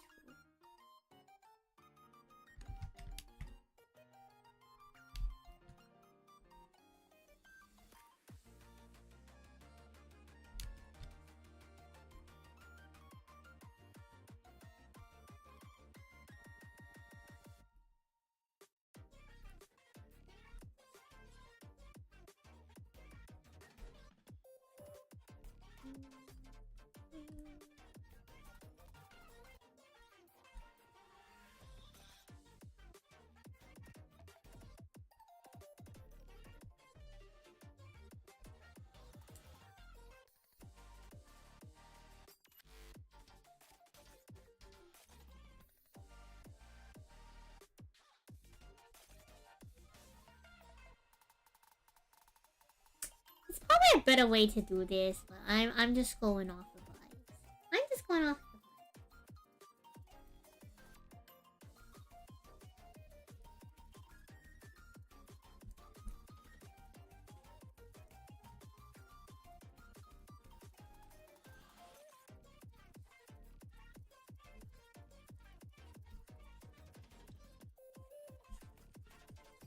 I gotta color it in with the purple so we can see it better first off, and then we can change it later.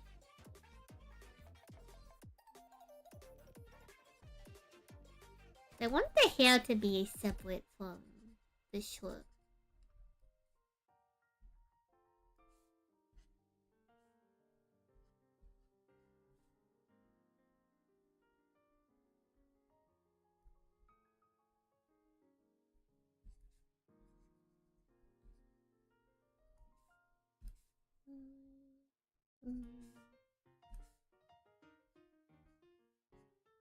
Also, the good thing about doing all these little animation exercises that we've been doing, chat, line art is the thing I struggle with the most.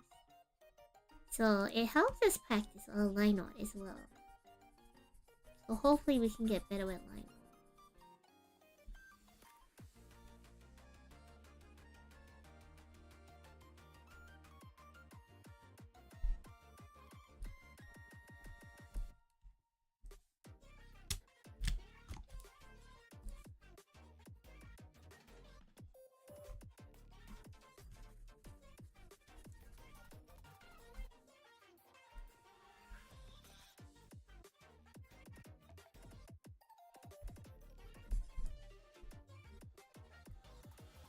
So we're gonna do the short now.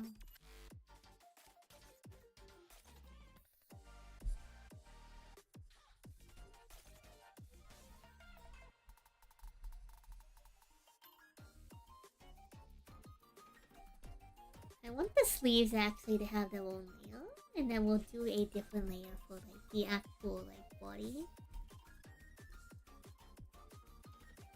I'm just blocking these out with colors first. We'll actually update the colors later.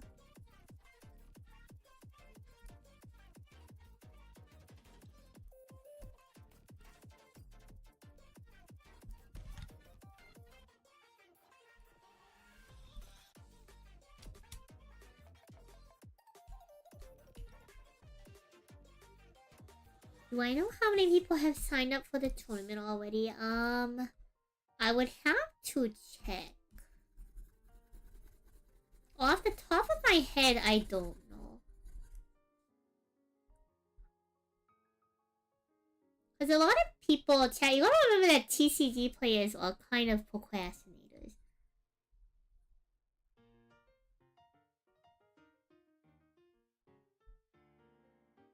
I mean this in the nicest way possible. TCG players tend to procrastinate. So I'm sure there's a lot of people who like aren't signed up just quite yet. There's nothing wrong with that.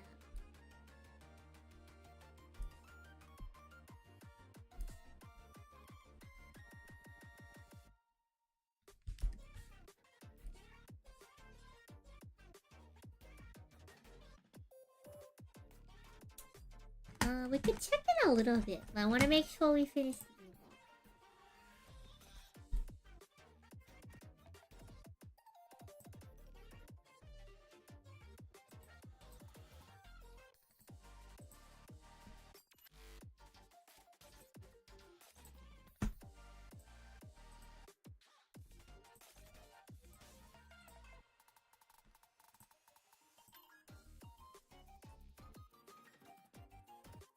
I do have a goal. People have bought me Krispy Kreme gift cards before.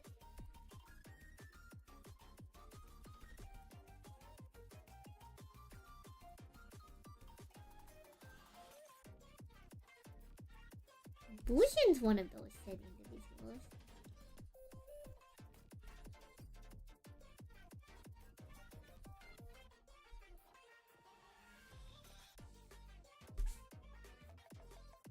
Whether or not the Krispy Kreme gift card is currently on full, we'd have to double check.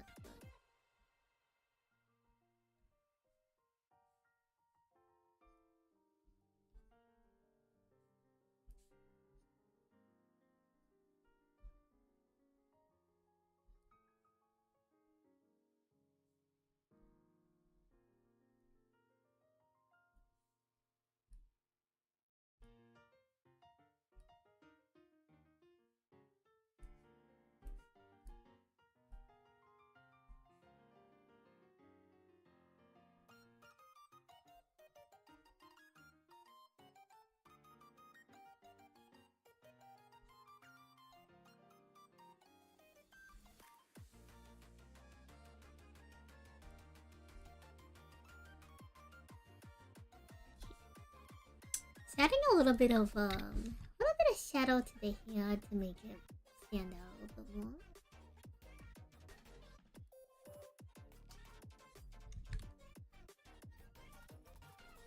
Erase some of this.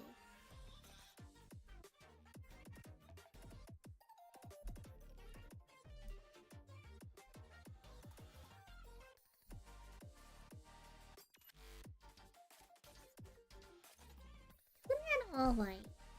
Now we grab our yellow gold.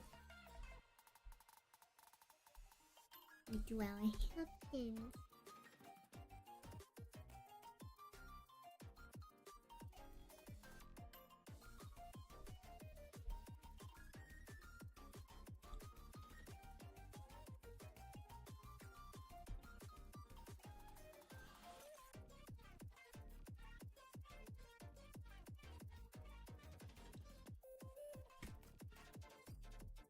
Oh, Greenwise.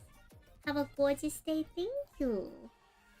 I think it's a pretty solid day. We've been relatively productive. There was a little bit more yapping than anticipated, but it's fine.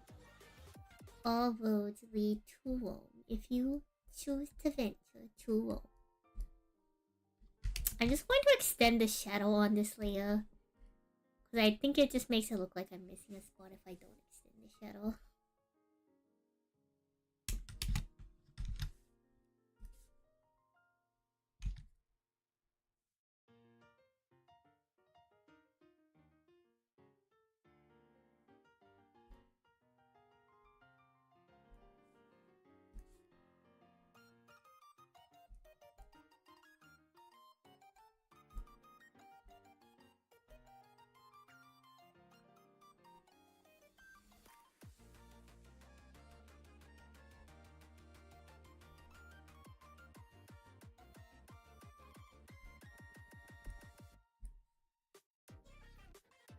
Now I'm adding the sprinkles.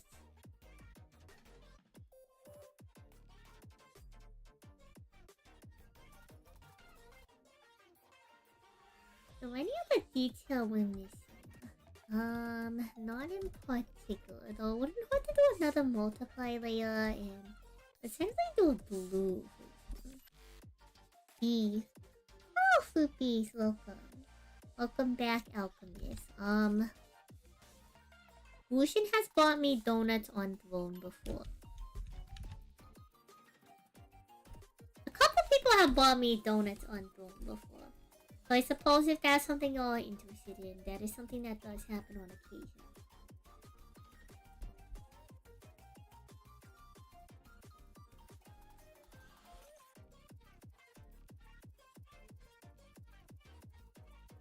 No, that's kind of dumb. Like, why would there be an additional shadow? Available.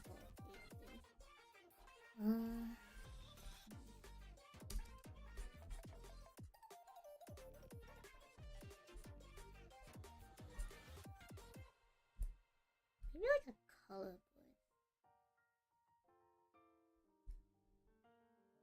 Yep.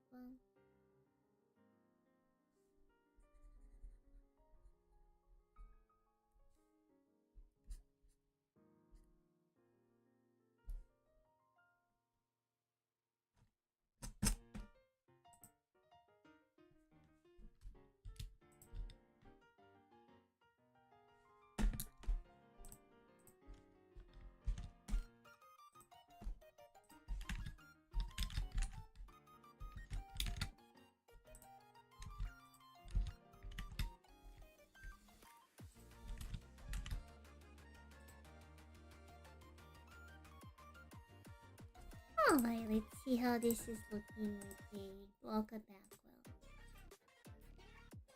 Okay, like different Dwalker background. Let's see.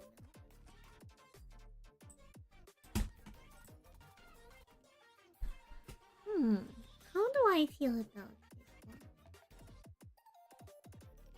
How are we feeling about this one, chat? Yay, nay, what's opinion?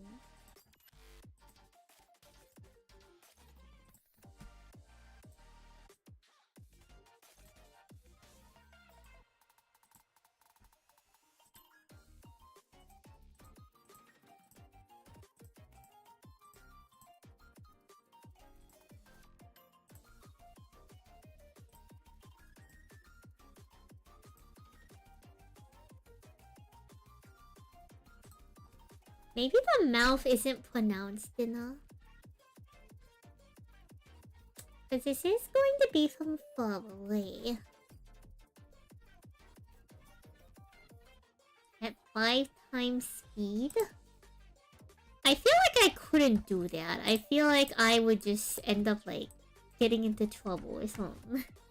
But good luck with your endeavor. 5 times speed. That is a ridiculously fast speed.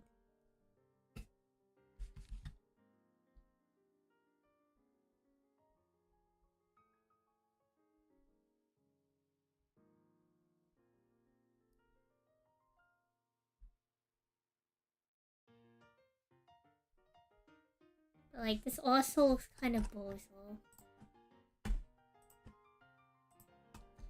Oh no. I guess maybe we just have to accept. We'll go a donut too. So anything we can add to this? Whoopsie.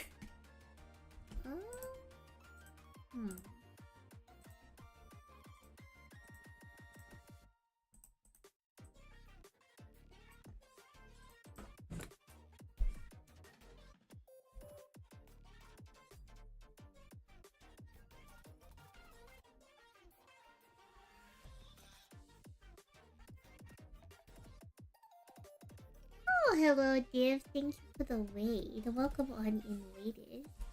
It ain't Santon Sally. Cancel for sure. I tell you, don't ask it. Look at one TCCP. Sometimes I do one. Lately, I've been getting into a card game called Aristos. Today, we're doing some art. How was your stream? Praise Lord Healing. Were you doing some Pokemon? I can only assume that you were playing Pokemon. I didn't make the lip on top of the donut.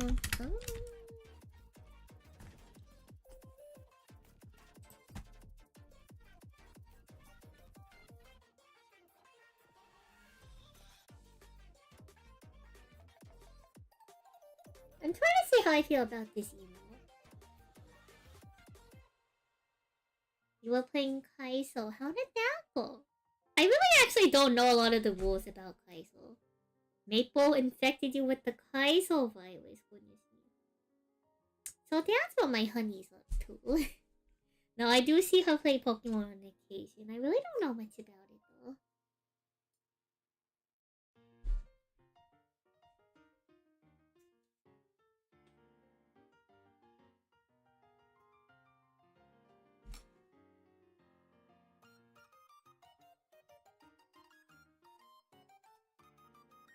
It's just really hard Pokemon interesting. With a lot of rules.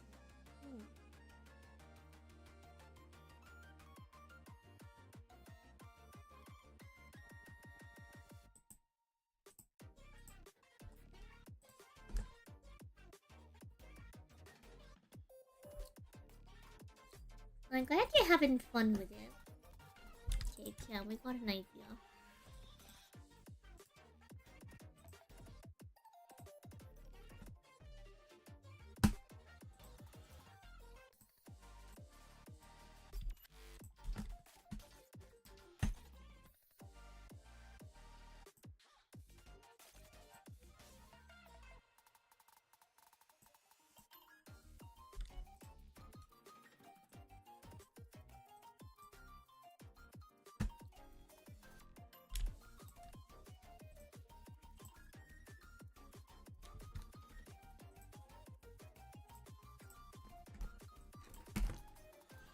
Everything is randomized, so every time you play is different. Interesting. The background isn't permanent. The background is just there so I can see what it looks like. Because if I don't have the background from far away, you can barely see, like, the details. Like, it just blends in with the background. How am I supposed to make sure that the hair looks alright? So you put, like, a color or something so you can see it better.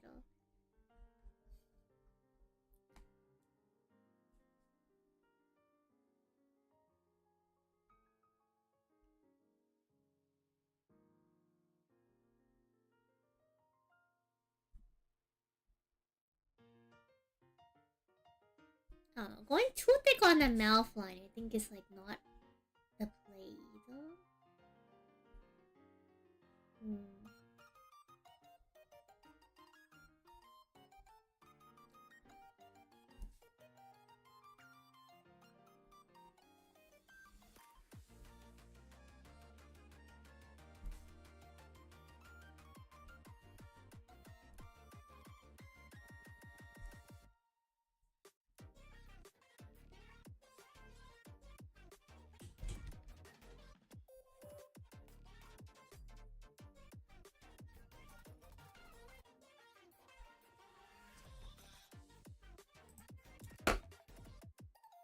That just looks strange.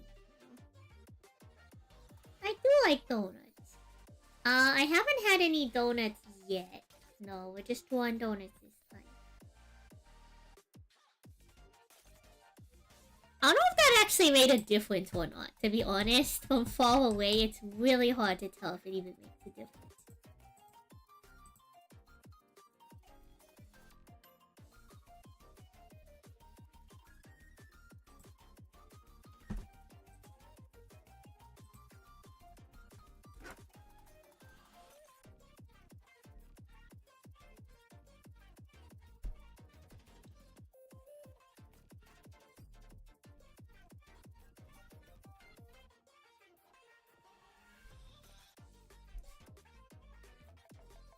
We do a more like dramatic thing, like a fang bite.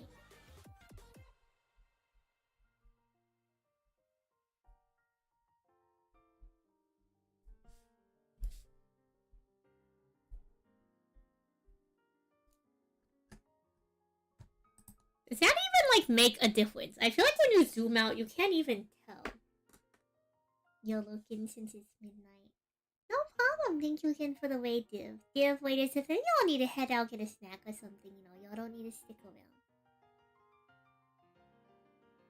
I feel like it really didn't make a difference, but I suppose we'll just roll with it.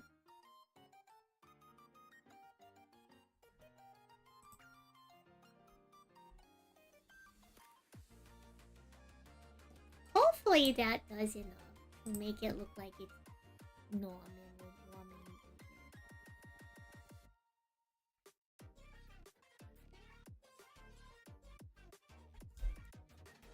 Probably a little bit shorter of a stream today. Because we did start a little bit later than usual. Don't be too mad we had to do stuff for Parent House. I have to take very good care of my duckling. Only the bed. I love them very much, chat. Very much. Anything I can give them, you know? So when you're a busy girl with a lot of responsibilities and, you know, a lot of play commitments, there's a lot of shuffling. You know? Thank you for the snack, Bill. Thank you for the high twig.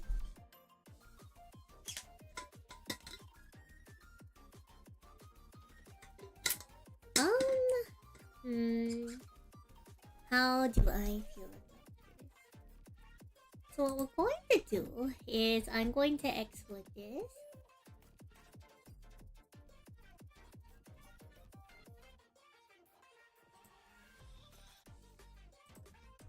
I'm gonna turn off this background layer.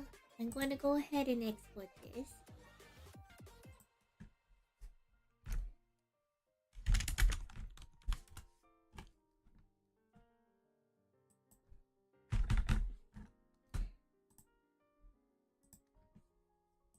And then I'm going to make a new canvas. We are going to make it gray.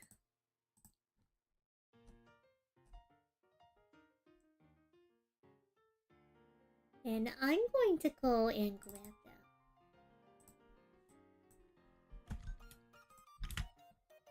that. And drop this on here.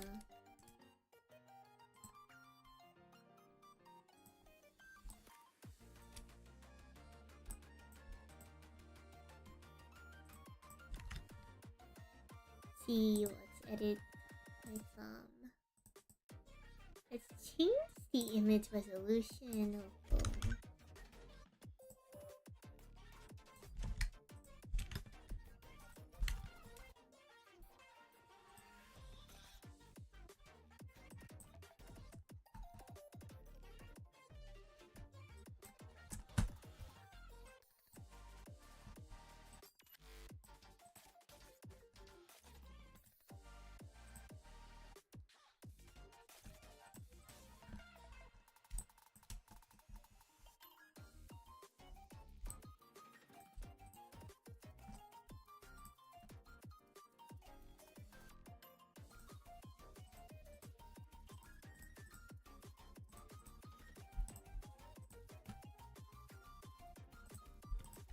gonna drop these in an own layer, and then we're going to duplicate this a couple of times.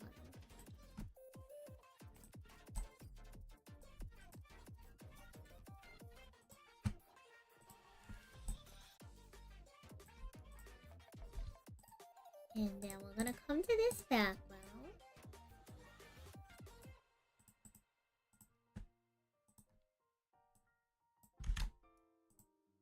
And then we're gonna look at it on all these 3 different background types.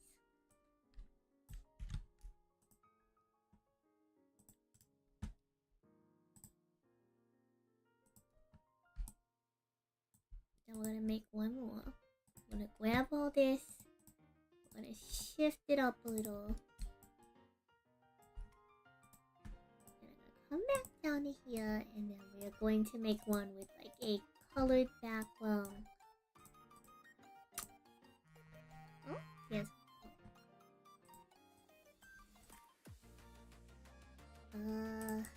What color background? Let's do like a dark blue. And now we can look at this and see how to feel about it.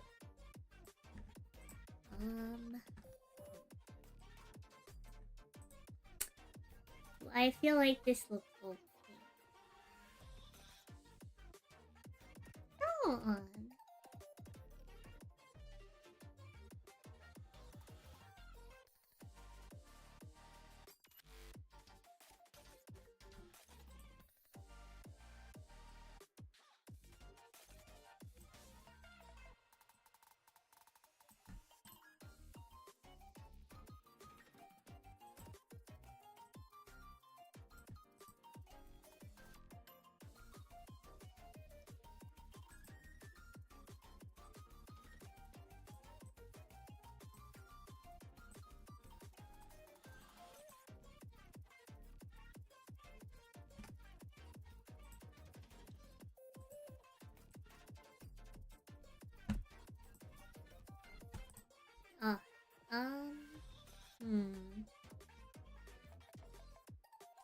Oh no, I feel like we're gonna have to just accept that that's it. The only thing we can really do is maybe try to add some like detail to the hair.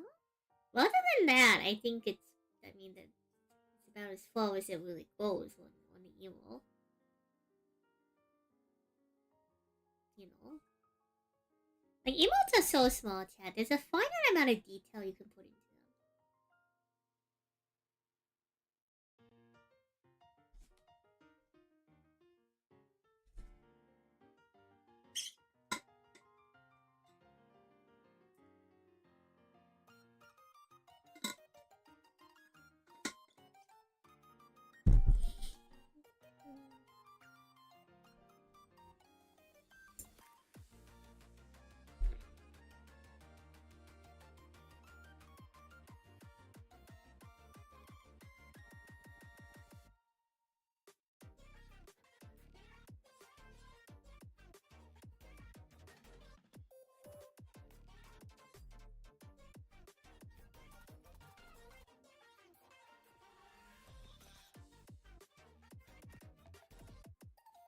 Oh, Santon, welcome on in.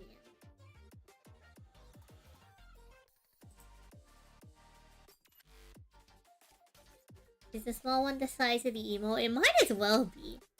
If I send an emote in chat, like, it pretty much is that size. If anything, it's bigger than the emotes you see on the screen.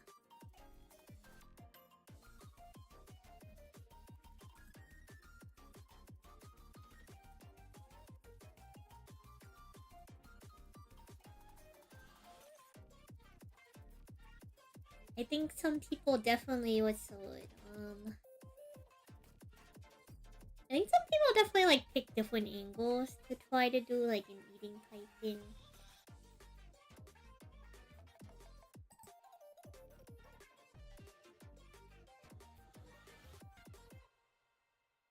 I think for the most part this is about as straightforward as it's gonna be.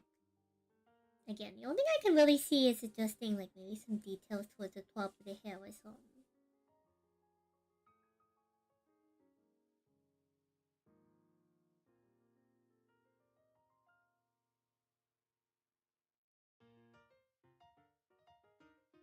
I suppose I'm not like entirely like an emote artist. I'm just making emotes for myself. You know. I suppose I'm not like super versed on like, you know, what would be the proper line of action.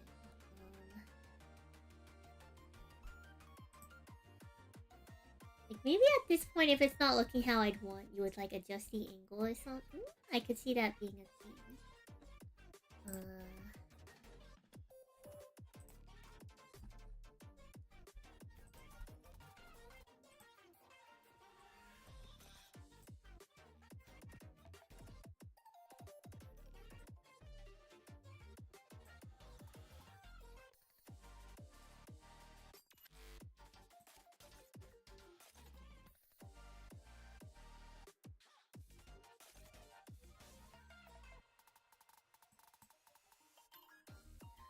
Claude B, my goat, my horse. Fam, what's up? Thank you for the 9 months.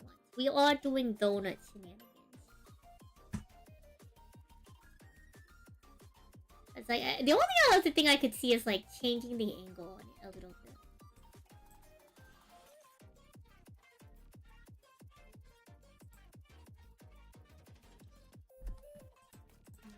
Save this as donut angle, since it's now like its own little thing. Now we'll come here.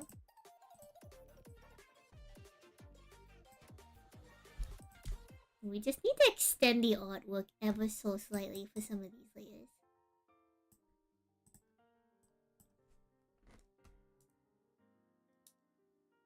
Favorite donut? My favorite donut, I am an all chocolate donut type gal.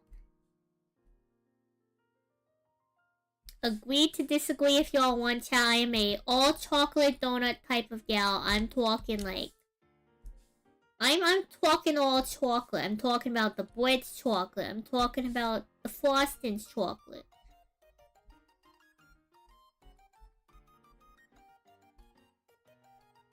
I'm talking like the sprinkles is chocolate, you know?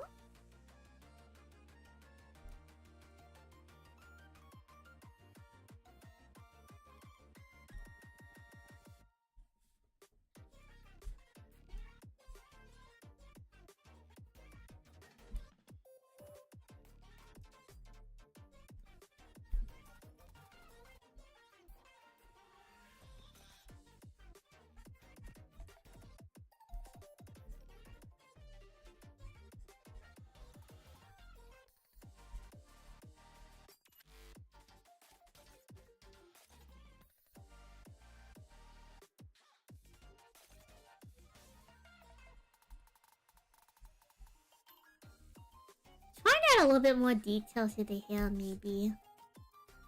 I'll finish this up and see how I feel about it.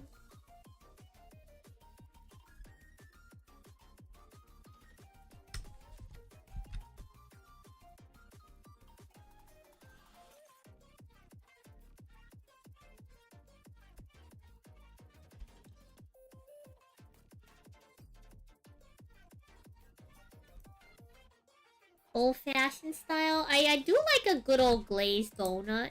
I do also like a good old powdered donut. Okay. I really like glazed donut holes. Glazed donut holes are a very solid classic choice for me. Well, right now I'm not YouTube monetized, so I can't give y'all any emotes. YouTube won't allow me to upload any until we're monetized. So as it stands, it's for Twitch and Discord. And if y'all have the 7TV Twitch TV extension on Twitch, y'all can also use pretty much all my emotes for free, I think. I'd have to double check if they're all updated, but... I do try to give, like, accessibility to them, but... YouTube doesn't allow me to add any emotes right now, because we're not monetized. We only started streaming on YouTube in November. So it takes a little bit to unlock that kind of stuff.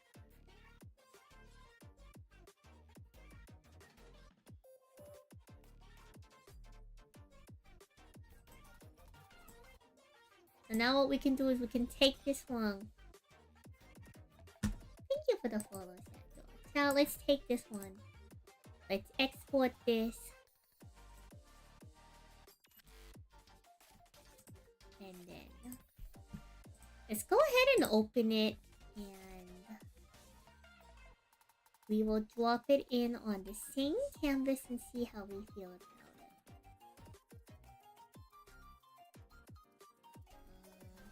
And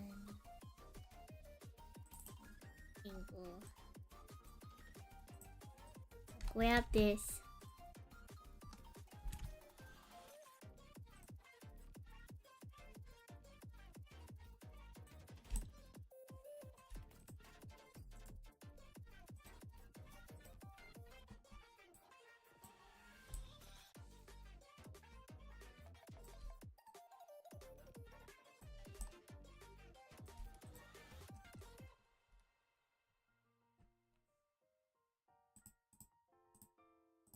Let's throw this into its own little folder, and then we will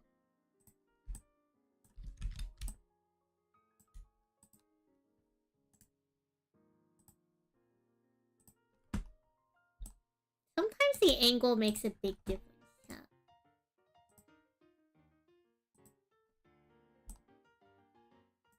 Sometimes the angle can make a big difference.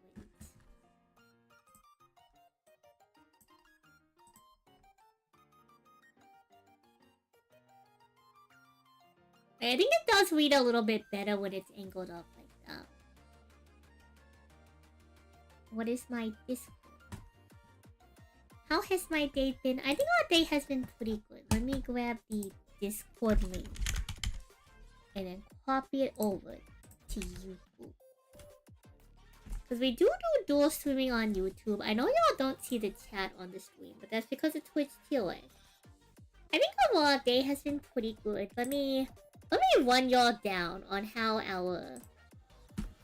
our to-do list is going.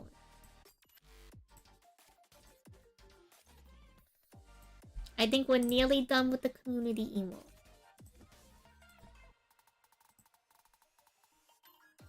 We made a to-do list. We got more food.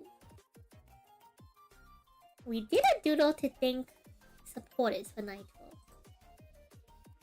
We confirmed for our co-hosts for a tournament this Thursday.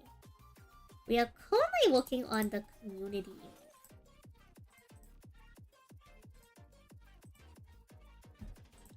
So I think we're making solid progress, all things considered. I think I do have to do an update on the Discord with emotes, but I'm trying my best to stay on top of all that kind of stuff. We do need to also do a complete revamp of the Discord at some point. I want to do it before next February, if possible. But our day has been pretty slow. We're just hanging out. I'm trying to be a little productive.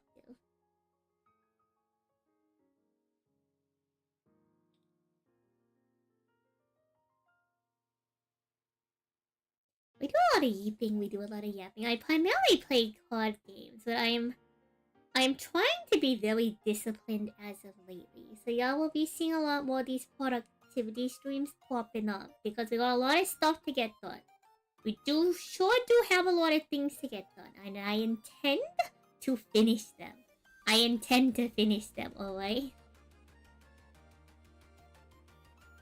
I know we get easily distracted, but even just having a stream dedicated to trying to get stuff done, it's better progress than doing nothing. At least in my opinion it is.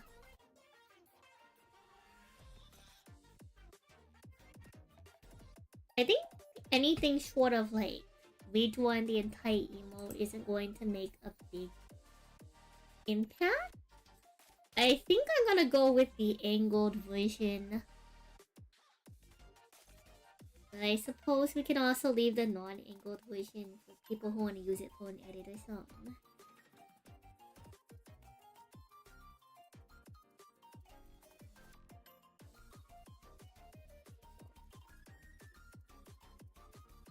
I think we will call this done and shipped for now.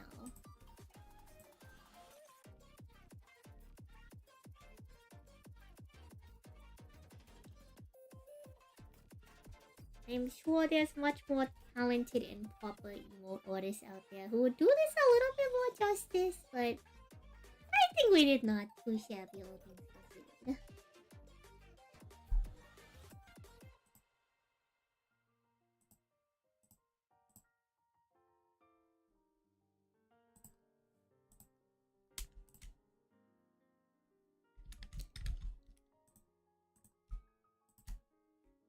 Community emote. Gotta make a graphic for a deck giveaway, which technically doesn't have to happen this month. I could do it next month. We did take a look at music samples, so we can actually also strike that one off.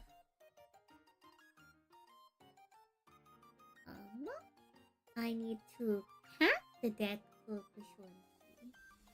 We need to work potentially on the graphic for the deck giveaway, and then we do have a storyboard frame that I need to expand upon.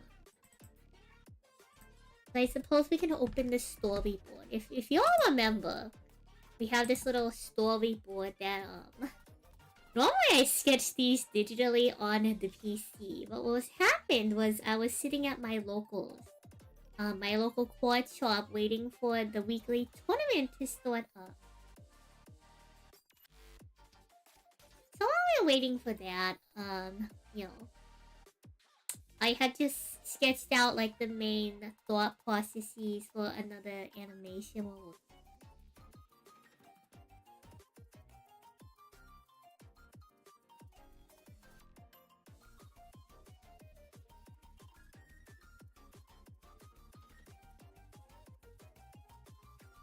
And a lot of this will probably change. But having somewhere to start is better than nothing. You can even see, like, if you see that little orange bar that's moving, that's the scroll bar in my notes. Because I drew these in my notes. I think all things considered, it's not too bad of a storyboard, even if it's really rough. I think it's not too shabby, all things considered. I think it could be a lot worse. I'm sure it could be a lot better. Not to my own horn, I think we did alright. I think we did okay. All things considered.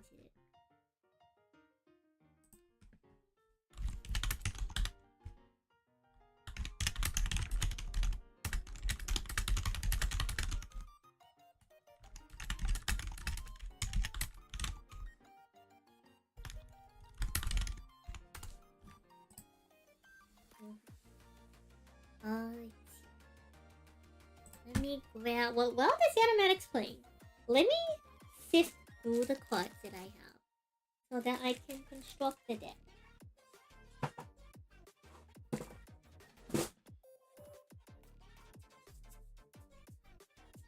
I'm not entirely sure what all the cards were, but they couldn't have gotten far. I will say that for sure. They could not have gotten far. So, we'll do that real quick. Suppose we can do a little bit of yapping. Let's see. Thinking about our yap. We're approaching the 3-hour mark soon here. We're probably heading out a little bit before then. Or just at a In the meantime, those of y'all who don't know, we're hosting a community tournament on Macedor later this week. The details for said community tournament. It is a free entry tournament. It is happening on Thursday, December 18th at 6 p.m. PST. And this is the kind of the new future format for Build a Deck. I will keep Build a Deck on Twitch till the end of the year, so I will have one more Twitch exclusive Build a Deck redeem. It's just because a lot of people were probably saving up for it. So to take it away so swiftly, you know, I'm sure would cause a little bit of panic. So they give you all one last shot on that. The last builder deck redeem will happen after the tournament. I don't have an exact date as to when it will come up, but anticipate that. I do this at locals for a card game I play called Alestos. For those of you who don't know Alestos, it's just a cute little card game that I've been playing. It's very similar to Yu-Gi-Oh!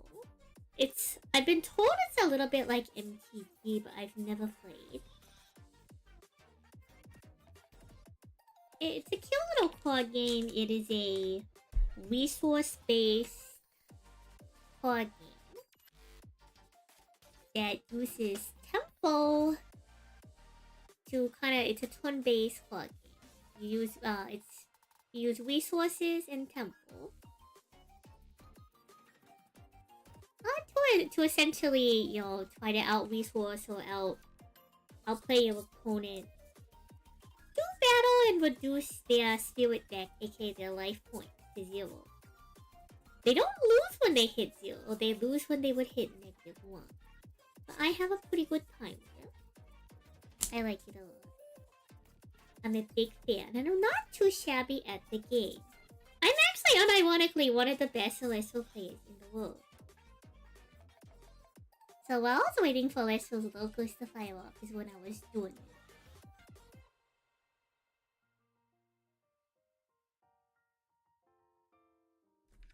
So there's a surprising amount of overlap between Alestos and Yu-Gi-Oh! Players.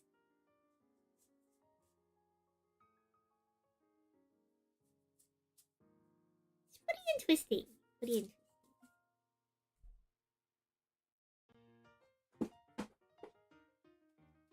It's one of my games that I've been enjoying a lot. It's alright if not everyone's into the game. It's kind of hard to be into a lot of card games. So I totally get if it's not someone's speed. I just personally like it a lot. I've been having a darn good time.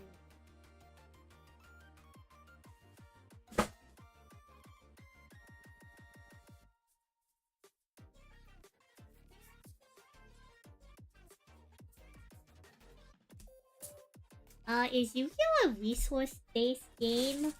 Yes and no. So in Alestos, imagine in Yu-Gi-Oh! Every time you summoned a monster, you would have to pay 500 life points. Because in Alestos, you have spirits, which function as both your mana and your life. So like a resource-based game uses like a mana type system to play out cards, like lands in NTG, Dawn in One Piece, Memory in Digimon, mana in Hearthstone. Versus Yu-Gi-Oh! Doesn't function on a mana system or a resource system. If that makes sense.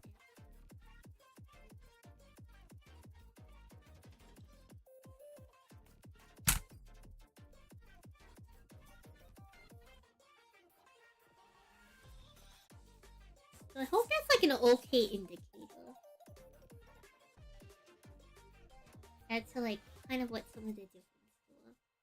There's a lot more nuance to it, but I'm just speaking like really briefly on it.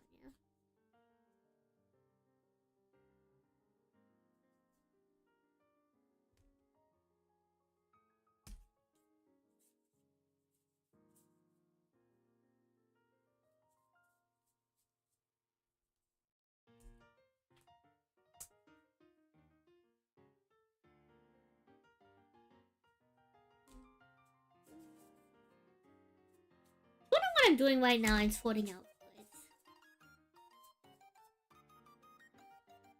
Because we need to build and get ready to ship to Shanti.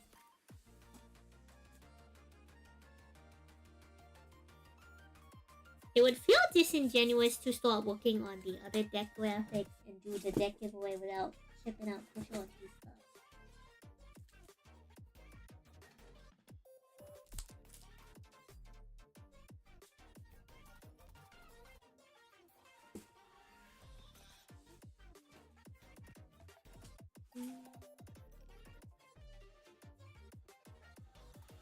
I know not a lot is happening on this week.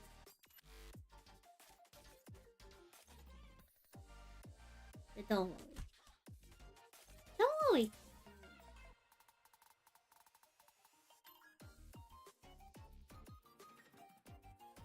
Oh, hello, Midnight Girl. Right now, we have our to-do list that we're doing. I have this rough sketch for a storyboard for an animation I'm gonna start working on once we finish one of the other tasks on the to-do list. Our to-do list so far. We have to pack a deck right now to ship out to one of our community members. Then I need to make a graphic for a deck giveaway, and then I need to expand this storyboard into additional frames. So we'll go on in and hope you're doing well.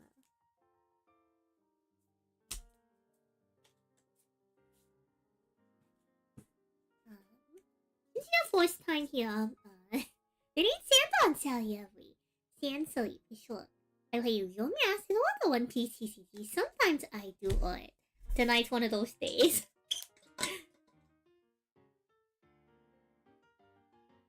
Lately I've been getting into a card game called Arestos, which I'm currently packing a deck for right now. It's just a neat little game I've been having fun with. Some people like it, some people don't. But I'm having a pretty good time. So I'm encouraging people to try to give the game a try.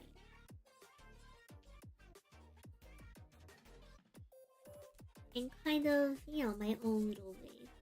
Which is making decks to give out to my Discord and stream community. It's completely free.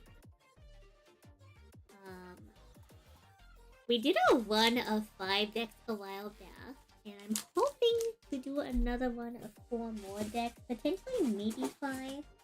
The biggest problem is like getting a hold of staples. Alessos has a pretty aggressive reprint system. It's just a matter of whether or not like I am the one like getting the product from said reprint. And I'm not always doing that.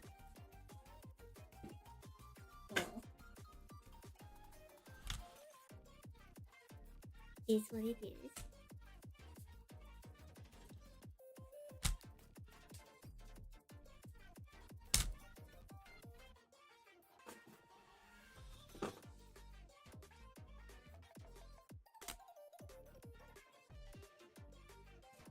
So I'm just organizing some cards so I can pull out all the cards we need to send out right now.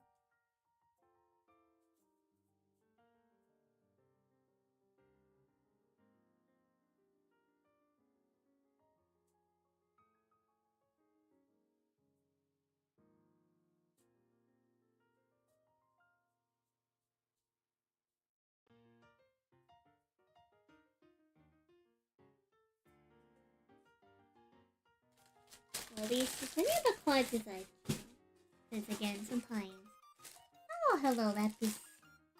How are you? What are we doing? After I finish putting together cards to the to-do list, after we finish packing this deck for Kushuanti, we had finished drawing a community emote. I had finished this up from last week, which is this little icon. Plus this little board animation last week. This is a storyboard I had done on my phone while I was at a local quad tour, getting ready to play some card games.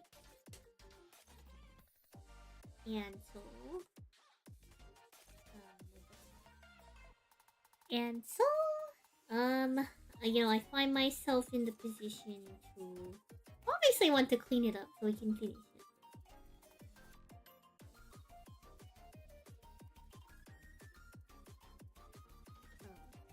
I just need to pack this deck because I want to send up some more decks to stickers. Thank you.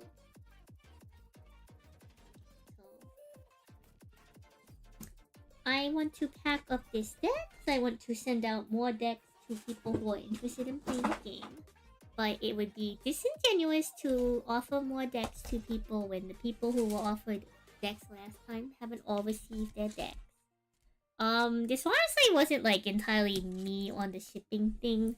It had taken a little bit for the person who's receiving it to get back to me. Not that that's entirely a problem. I'm just glad that like I held on to the deck instead of like trying to offer it to someone else. Cause I'd feel really bad if I feel really bad if someone who's trying to get like the deck like didn't respond to me and then I decided to just like hand it out to someone else. Not that like I wouldn't be valid for doing so. I think there's like a level of validity to that, don't get me wrong. But it's still kind of bad regardless though, you know? I'm glad it's all working out. So, let me continue to pick out the cards. I definitely need to find the spirit for this.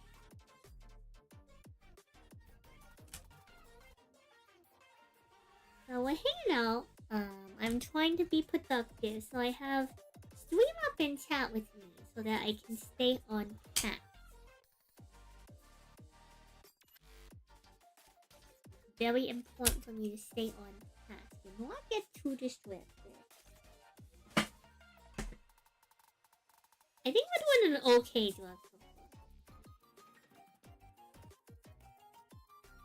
Not like a perfect job, like an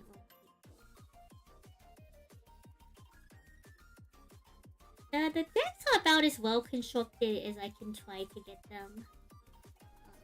If I don't have enough staples or like common cards for certain archetypes because they're a little bit rarer to pull, there's not too much I can do about that. But I am trying to make them as functionally playable as possible.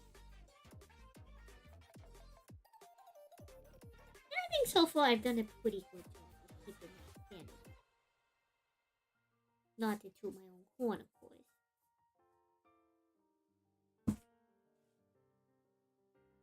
Is my main chat in Twitch or YouTube? My main chat is on Twitch. The reason why you don't see YouTube on screen is because Twitch technically in the TOS says I'm not allowed to have both on the screen. But I've seen the larger creator friends of mine have both. I think I'm just like a little anxious. But I do pay attention to both. And Twitch chat knows that I talk to YouTube, so I don't think we run into too much of an issue yet. I'm hoping that I can get YouTube to the point where we can get your emotes, but I don't know how emotes on YouTube work. So on Twitch, you can have about 5 free emotes. That as long as people are in your channel, they can use them.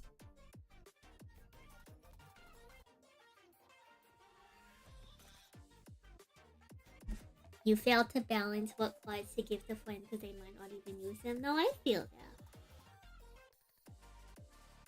It is hard to do that. I agree for sure. They're moving to Twitch too then. Alright. I will be here regardless. But you're welcome to join on in over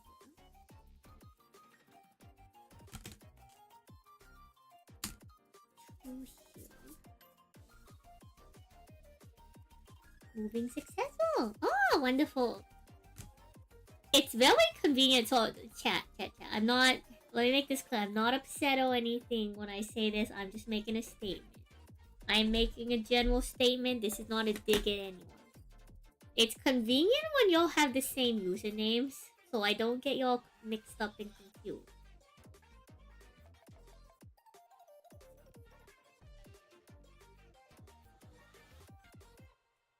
It's very convenient for me when that happens. But it's alright if that doesn't happen for y'all. It's not the end of the world. I will try to remember the best I can. Just don't get too upset at me if I have a hard time remembering.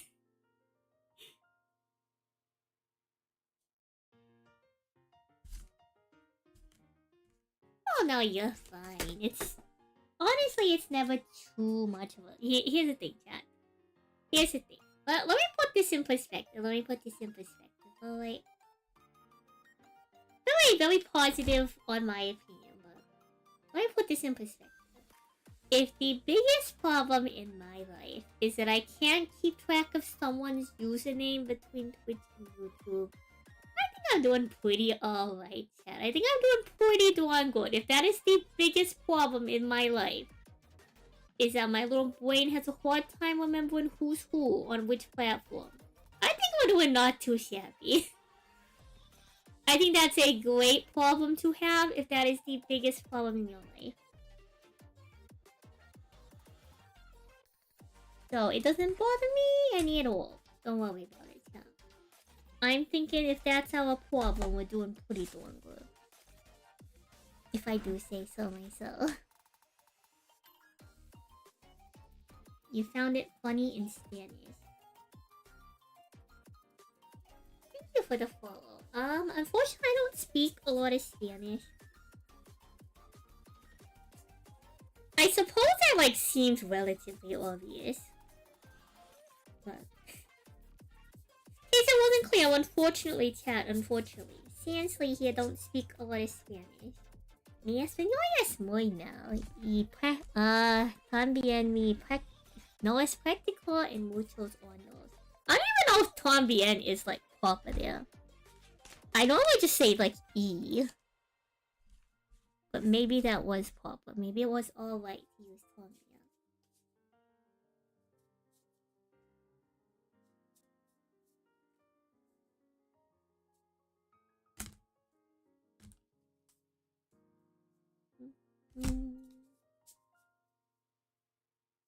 So don't expect much from me when it comes to Spanish. But thank you for the follow and thanks for hanging out.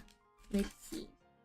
So pencil in green, lápiz invertido. Inverted pencil? I actually don't know what es invertido. I don't know what that means. That's going to be my best guess, and my guess is probably going to be wrong. That's my best guess, and I'm going to assume that my guess is wrong. My Spanish is really bad. Please never expect me to speak good Spanish.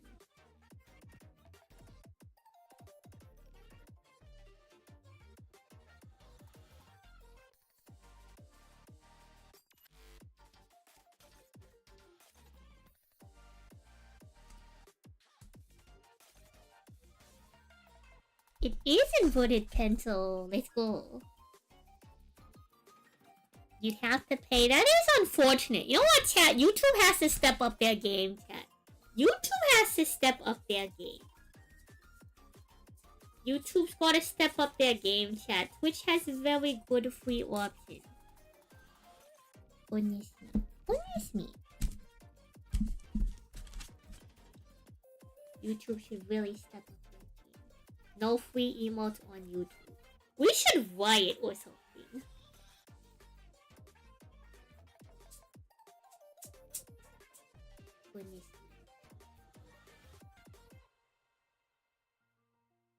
I'm gonna be honest, a lot of that was more context clues on your name. They stepped down their game too. They did step down their game by using AI to review videos, which I think is ridiculous. I understand the intent, but like the application is just... It's not there. It's not trained well enough to do that. On top of it, like even the actual trained employees, like real people on YouTube, are like not properly using the guidelines. Actually, Twitch can do that now, Lepke. If you're subbed, I think you actually can go back in time to the VOD. You can also do that prior to. If you go to the streamer's page, and they have the thing where it saves their VOD, you can find the VOD on the day of, and go to the VOD link, instead of the live link. And that's how you can go back into a VOD of a live stream while the stream is still streaming. I also don't like the heavy enforcement of AI.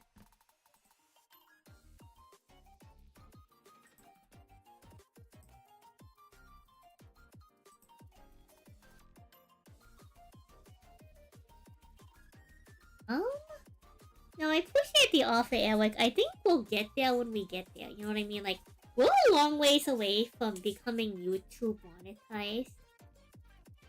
I think when we get there, we'll get there. Otherwise, what's gonna happen is you're gonna give me the link, and I'm gonna lose the link. And then, like, several months from now, I'm gonna have to find the video all over. I hate for you to waste your time to fetch down something for me when I'm gonna just lose it. Yeah, I'm not the biggest Twitch user either, to be honest. I didn't use Twitch too much before I started streaming. I would maybe watch like a stream like here and there. But I wasn't like an avid like stream watcher. I'm still not a very avid stream watcher. Like if I do watch a stream, it's because I'm supporting my friends or something.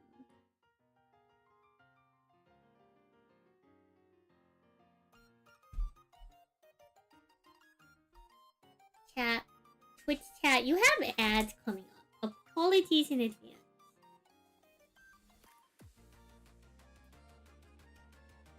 We want to ads at like towards the top of every hour or so.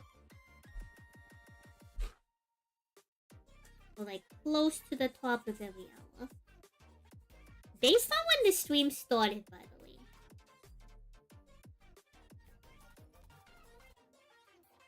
But you know, chat, it sure does pay the bills. It sure does pay the bills. Half the money we make on Twitch comes from ads. Sometimes more than half. Wait. Let me construct a list. Let me construct a list.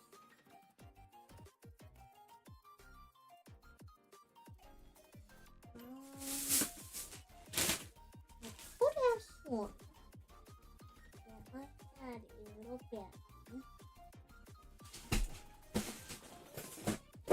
With claws that I was trying to use just for this purpose. Where did those cards in that bag come from?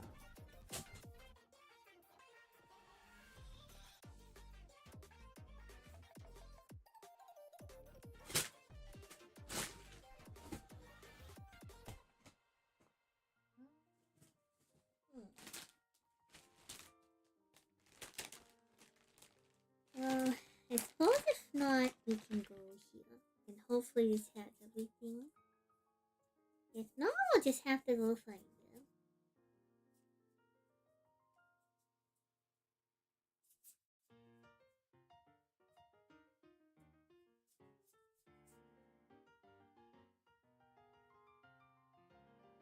Get these two out.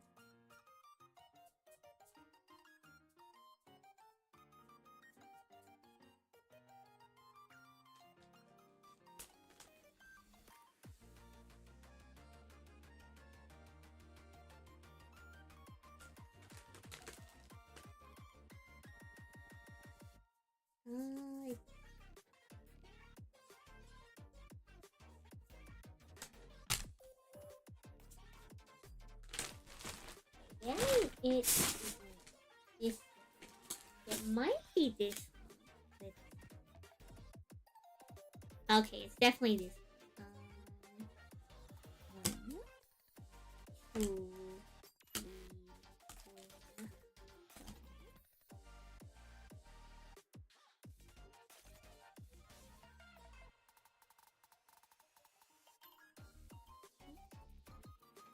That's about as many copies of that.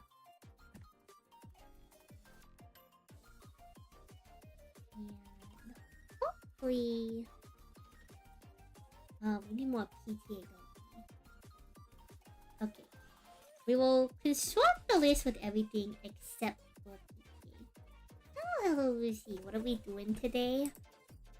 We have a to-do list, which lets us know exactly what we're doing today. How convenient. Hi. Welcome on in. Our to-do list. First off, we made a to-do list. We got more food. I am packing a deck right now to ship out to one of my community members. Like a card game deck for a card game. We did some art to thank our community for boosting our Discord server with Nitro. I am hosting a Yu-Gi-Oh tournament later this week, so I confirmed with the co-host that they'll be available to co-host. We did a community emo. I have to do a graphic for another set of deck giveaways. And then the thing that y'all saw me flipping through here is while I was waiting for a card game locals to fire, which you go to a local card shop or hobby shop in your area that officially hosts tournaments for card games. And then you show up on when they have their designated night for your card game. And then you just play with whoever shows up. So while I was waiting for the players to show up for the locals for the card game that I played, I had nothing else to do. So I doodled this little storyboard for a little animation I want to put together. So while I was waiting, welcome back from Ad's Twitch channel. So I doodled this while we were waiting. I'm putting together a deck to ship out because, you know, it's important. It's important to me. Yeah, I have a hard time being properly productive on stuff I need to get done. So, as of late, the thing I've been doing is I'm having Twitch chat hold me accountable by doing these streams where we're co-working. I'm just out here yapping. What's the story? It's going fast. So a storyboard in animation is used to express like what's supposed to happen in the animation. On this frame, we have two of our friends. We're going to draw them in much more detail and in their proper garb. This is a split screen with 6 people on it. This is a scenery with clouds and Greek columns. And it's intended to zoom in. That's what these little arrows on the side are. It's to indicate that the intended motion is to zoom in on this. And then there's a frame of me looking at a card. There is a zoom in on the card. There is a person looking up. There is me extending my arm and it's intended to like intended to be representative of starting like a duel in this card game. It's not Yu-Gi-Oh, but like Yu-Gi-Oh, you duel in Yu-Gi-Oh. So it's intended to simulate like the start of a duel. On YouTube, my members can actively use my emojis, and you can create a thing called badges. Twitch has a thing similar to badges as well. I'm pretty sure they're just called badges. Which I think I want to update, like, our Twitch badges tab. I think it's about high time we do that. That's something I would like to do. We can get to that later, though. Right now, the prerogative is to put this deck together. We're putting this deck together. If we don't do it now, we're never gonna finish it. We gotta do it now.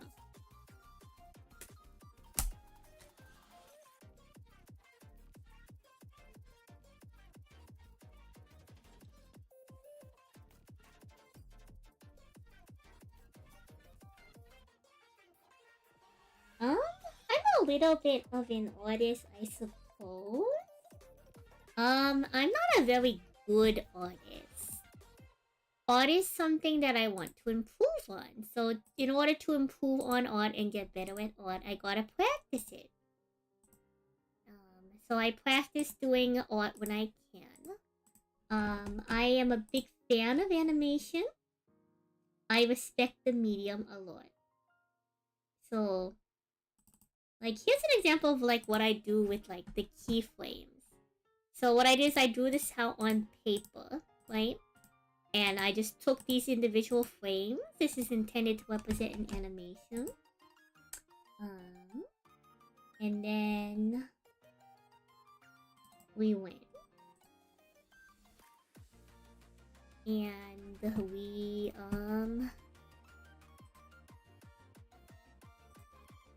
what photo is this? We went and we turned that into like a full-fledged animation.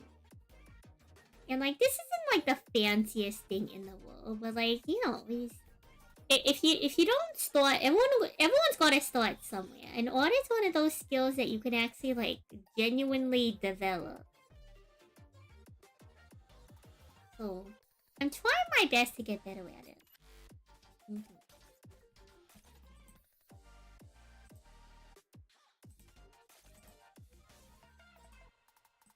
Everyone starts somewhere. Everyone starts somewhere. There's probably like better artists out there, but you know, I'm not gonna get better if I just spend all my time like comparing myself to other people. I'd rather spend that time actually working on stuff. Thank you. Glad you like it. Okay, we're putting this deck together. Gosh dang it. Alright. 3 of this card. Check. 2 of this card. Check. 2 of this card. Check. Thank you, Lucy, for the follow. 2 of this card. Check. How much is it? 1, 2, 3, 4, 5, 6, 7. 7 cards out of 30. Do I have a full playset of Gorgon's Gaze and Shield? The deck doesn't need amble, but to fill up space, I might just put in amble. We need 3 copies of I'm working with some physical cards that y'all can't see right now. So apologies, but I'm too lazy to turn on the hand cam at the moment.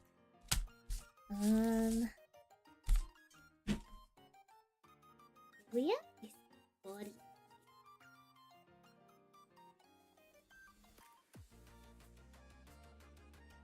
Need 3 copies of Guardian of Light. Maybe we can do like 2 Tsunami.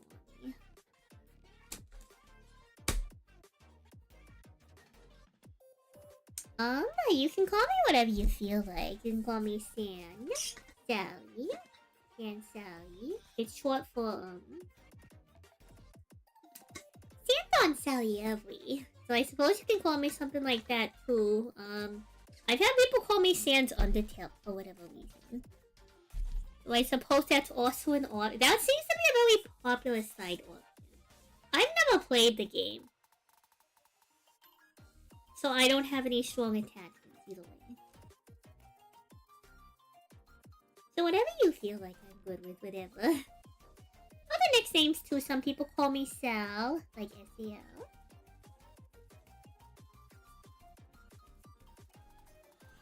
Sans lobster tail goodness me. Oh, Bushin.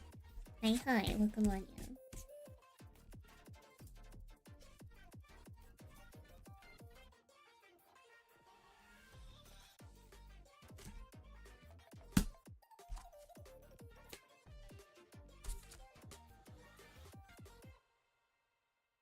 Swamp silly. Alright. A lot of my streams are hanging out or playing card games. A lot of the stuff I do is directly related to card games in some way.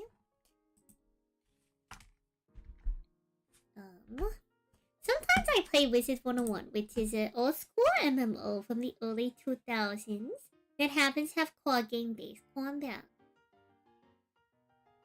True, we are green. Thank you for the green Salute logo. That's another thing that like Twitch has that YouTube doesn't have. Twitch has all of these redeems. It makes it really interesting.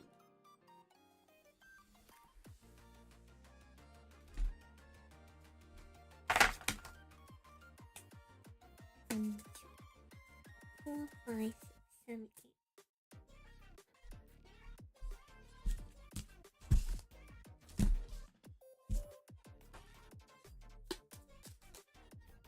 Any interest in Pirate 101? I'm not sure. I can say that right now. I don't think we have time in the roster. My tie looks very cute and green. Thank you. I'm very happy with this color palette. This color palette was decided by a community contest. Someone submitted this. This is called Swamp Silly. And we did voting on it, and it came out really cute. People were very happy with this color. I'm very taken with this color as well.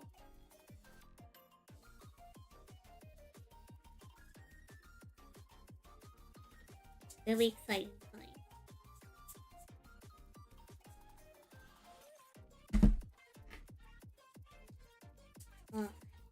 Is that every single pod?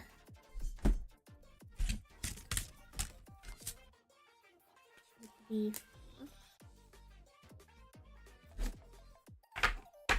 let's count how many quads we have so far so I can figure out what my outfit changed. Yeah, it's a thing on Twitch.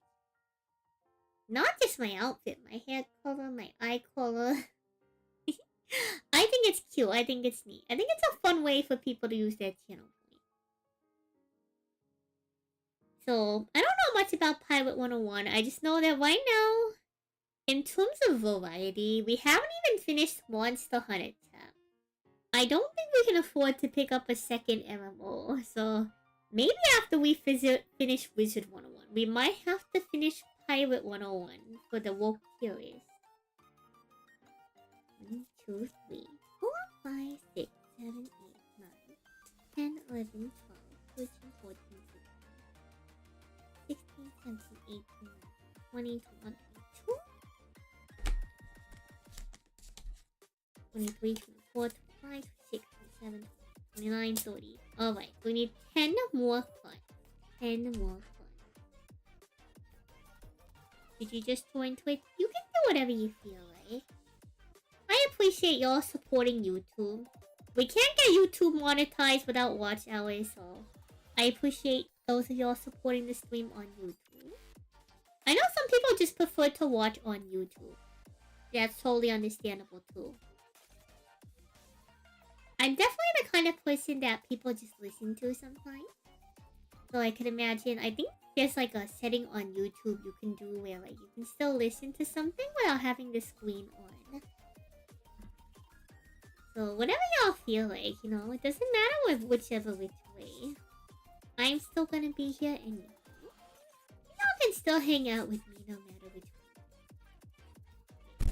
Let's see if I can find any additional copies of Corvus Shine Champion of Apollo. I really need to organize my card book. That's something I for sure gotta do one of these days. It's going to be one of the biggest tasks I'll ever undertake. We're not doing it anytime soon. Do not expect it from me. But it's definitely something we should probably do.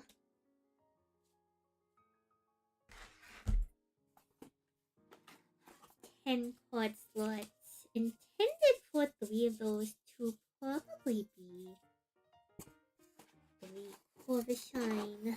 We could get a couple more counter ones from there. I don't think I have any extra copies of Solar Crystal, which is unfortunate.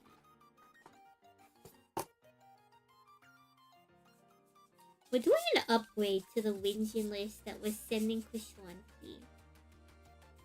There's better cards for Winjin now. I'm gonna make it the best I can. There's no guarantee that it's going to be optimal, but we're gonna give it our best. Honestly, a lot of the, like... not like limitation. But I suppose a lot of the ceiling on it will come from how many additional extra live stream quads we have to offer.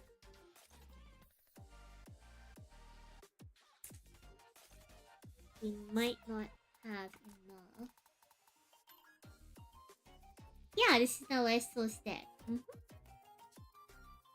Yeah. It's an Celestial stack.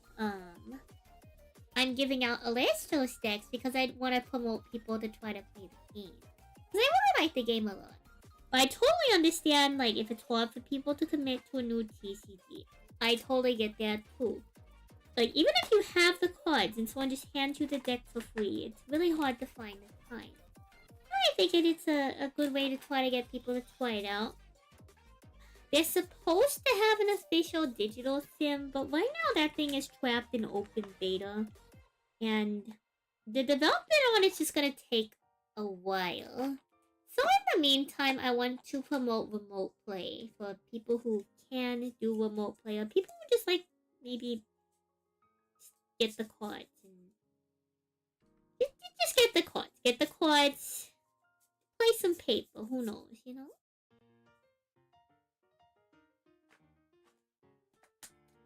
I do intend to do a lot more Yu-Gi-Oh content next year. I want to start making YouTube videos. I also want to start hosting Genesis tournaments. Like community Genesis tournaments, they would be free entry. Is the game expensive? The game's pretty affordable. They have a very aggressive reprint system.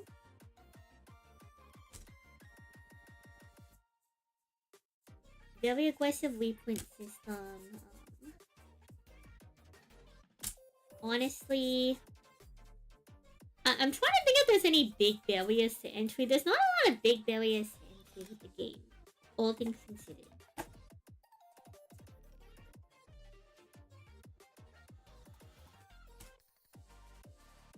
It's pretty straightforward. The cards are really cheap. You can buy some on TCG Player. They also have like their own marketplace, like a community Discord marketplace for it. It's pretty affordable. The starter deck's like around like $20. You get an entire starter deck, some of the staples, and then you get 3 additional packs with it, which isn't terrible. Right now they are in. Are we in the 6th or the 7th set? I think we're in set 6 right now. There is a community around it. There's the official Discord you can jump into.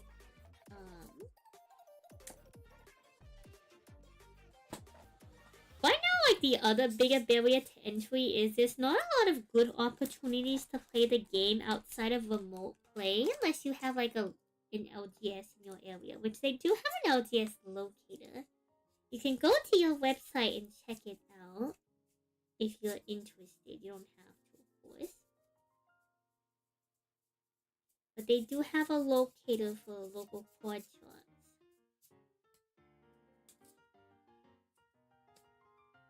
If you wanted to attempt to find a place near you that plays. Sometimes it's hard to find in a list of locals. Am I playing in the tournament too or just hosting? I will be hosting the Genesis tournament. I will not be playing in them. They're gonna be free to enter, and the winner's just gonna get like I'm gonna give out like $25 Steam gift cards. Nothing too crazy, but you know, something fun to do on the occasional weekend. There's a good unofficial sim, but the problem is that it's sandbox. There's a good unofficial Lesto sim made by the Law of IQ called ClashNet. But it is sandbox, so if you don't know how to play, it's kind of hard to get a hold of. But alongside doing more Yu-Gi-Oh things, I do want to bring back I would do demo nights for Alestos in my Discord. Now that there was a better unofficial sim, I do kind of want to bring that back around. Especially since I'll be giving out a lot of these decks. Genesis will be on a sim. I don't know Yu-Gi-Oh rulings very well, so I was thinking of using EDO Pro.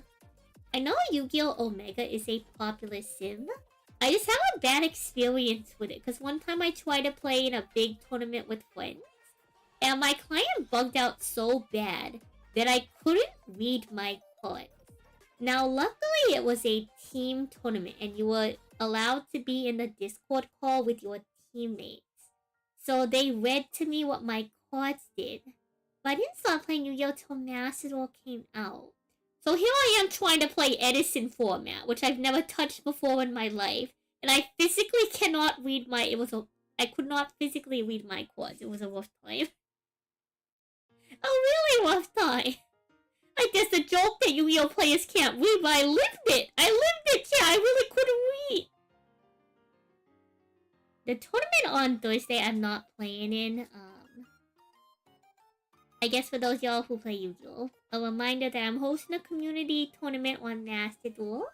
It's free entry, it happens 6 PM PST. The theme of the tournament is the winning deck list I will build and play card for card in Yu-Gi-Oh! Master Duel. So it's a fun way for if somebody has like a deck that they're really passionate about and they want to see me play on stream. Just win with your best deck and I'll play it on stream. Or win with your favorite deck. I believe in the power of role. I believe in the power of role. So bring your best deck. Or your favorite deck. Maybe, perhaps even your most toxic deck. Whatever you feel like you want to win with, or whatever you feel like you want to see me play. But yeah, the Genesis tournaments are probably gonna start either January or February next year. I'm hoping to do them like once a month or once every 2 months. We'll have to see how the schedule works out. They're likely going to fall on weekends, so probably like Saturdays.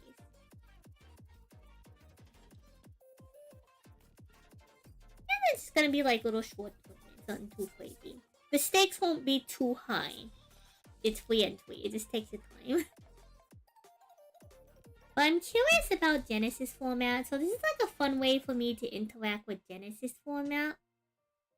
Because I really don't have a lot of time to play, like, paper Yu-Gi-Oh! Nor do I, like, have the money to go out and buy paper Yu-Gi-Oh! So I get to observe what's going on in the meta. And that's kind of like a, like, good enough for me type scenario.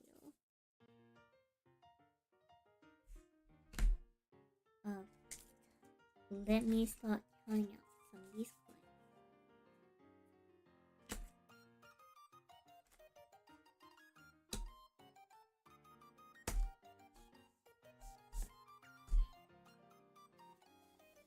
So that's 5. We have 5 more coins.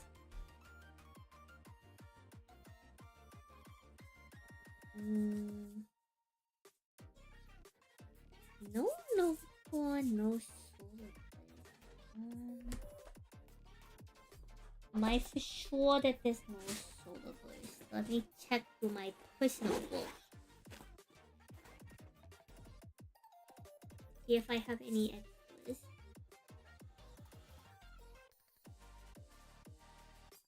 I have a bunch of like miscellaneous bulk for crystals, and then I have like an area of my bulk that's like a...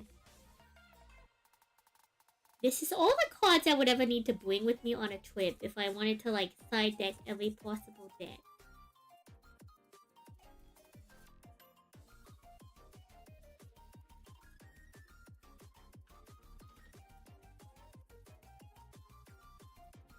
So hopefully I can put this in maybe.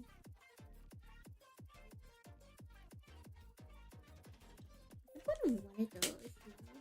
There's no other top.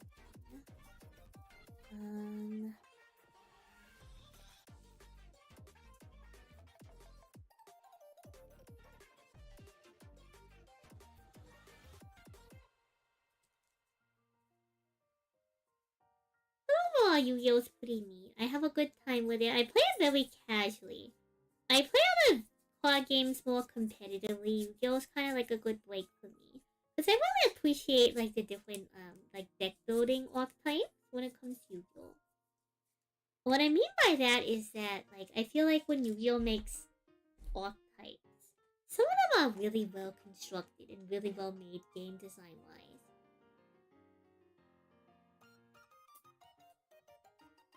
So because I find that particularly impressive.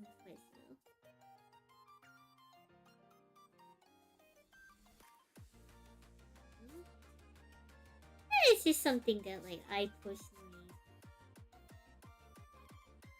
personally kind of like respect.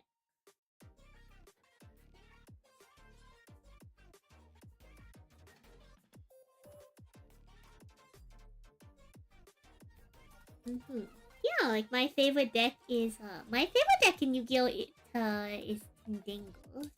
But I also really like Penguins. I can't believe that like Penguin Soldier has its own like little crazy orb type. I really enjoy that about Yu-Gi-Oh! How unique each deck is, especially when it comes to like unique playstyles. It is one of my favorite things about the game for sure.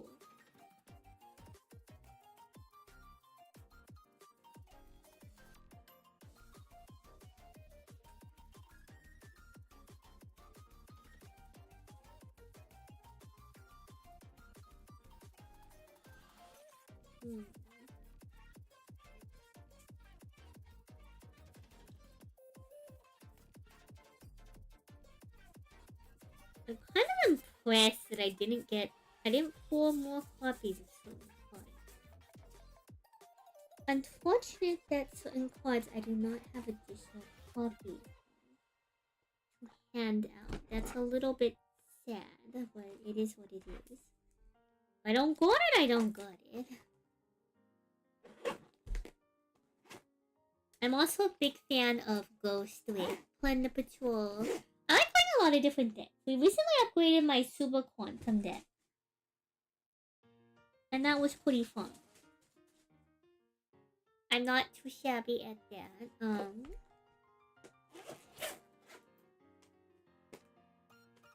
don't think any of the cards I'm looking for are gonna be in here, but it does not hurt to check.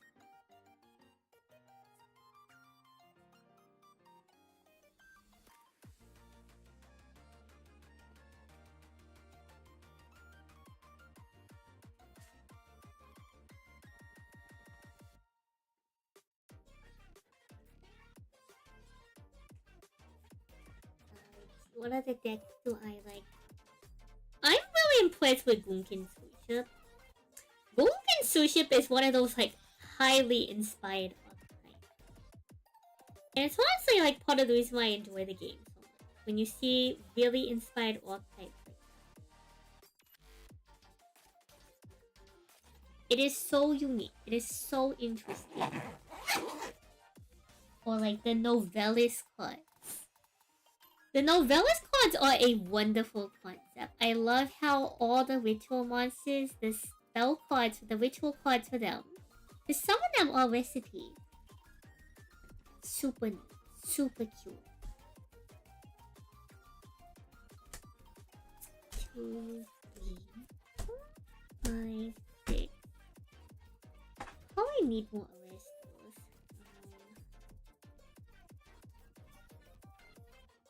7, 8.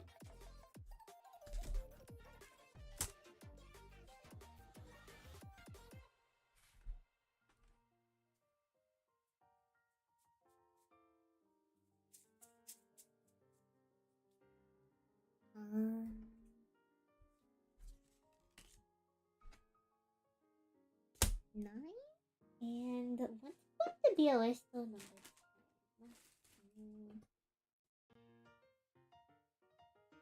Batman? Oh, 50 man. No, it's not Batman. Hi, welcome on in. I'm doing some stuff in the background before we continue on.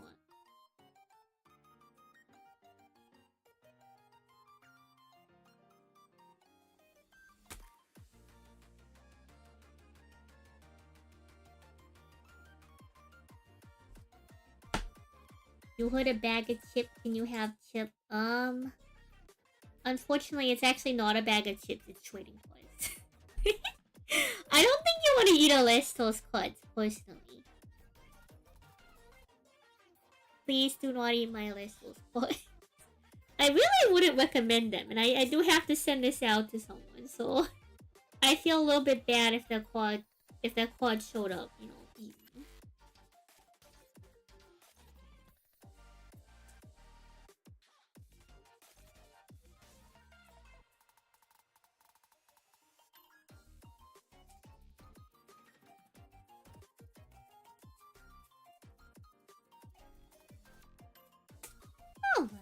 Alright. The deck is about as well built as it can be.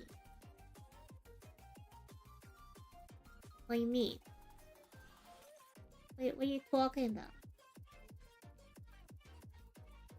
You gotta revisit the quad eating tier list.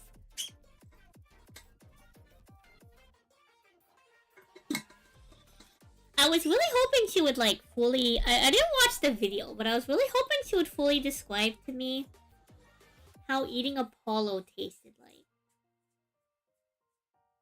I did not get a reply, but you know, she's a busy gal, so...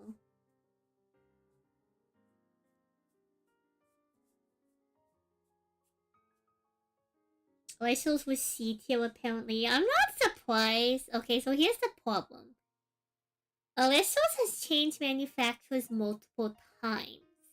So the real tier list would be eating every single Alessos card from each different manufacturer and seeing which one tastes the best. You'd have to really check that out to really know what's going on.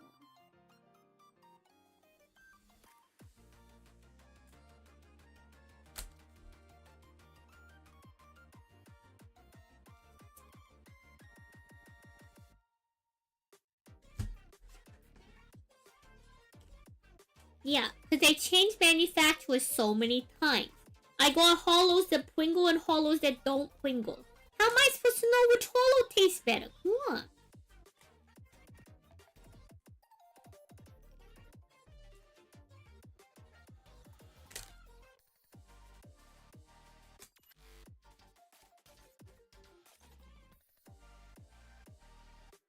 You gotta put these things into consideration.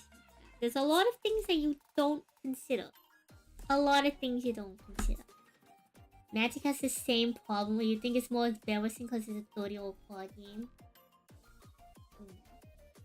Well, I mean, there's not too much you can do about it. I think the new manufacturer for Alestos, I don't think the foils color anymore.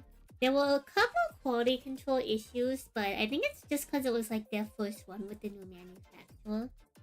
I think moving forward, we can hope that the quality control gets, like, evened out for the most part.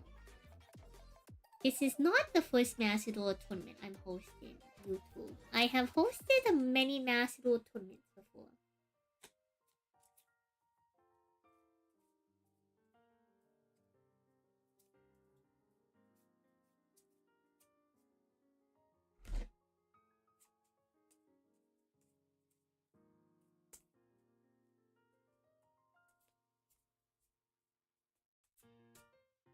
Okay.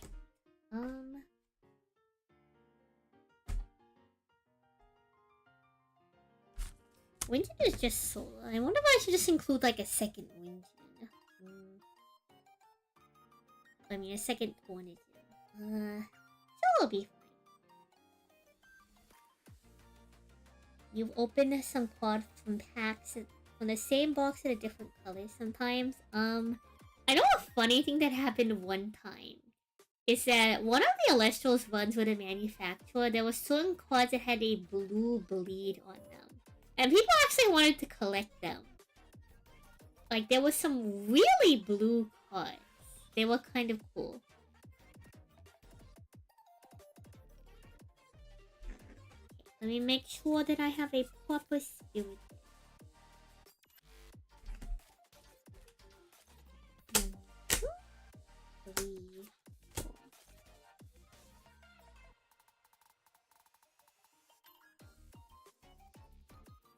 5, 6, 7, 8, 9, 10, 11, 12, 13, 14, 15.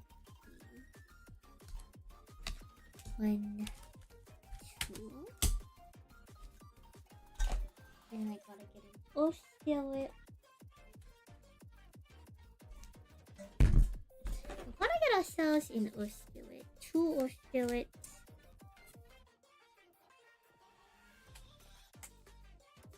Probably a Water Spirit, just to be safe.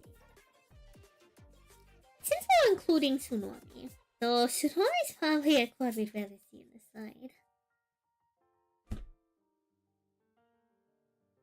But we'll make do with what we got. Actually, you know, I wonder if I should replace... Maybe one of the Lumus I should replace with a cat, no? we replace one of the ones with a calf now? Or one of the soul bells with a calf now? It happens in Yu-Gi-Oh! Too? Yeah, I imagine it happens. Like, there's always going to be the occasional misprint, right? Like, nothing's particularly perfect. I'll put the good one aside. Nothing's particularly perfect when you work on stuff, you know.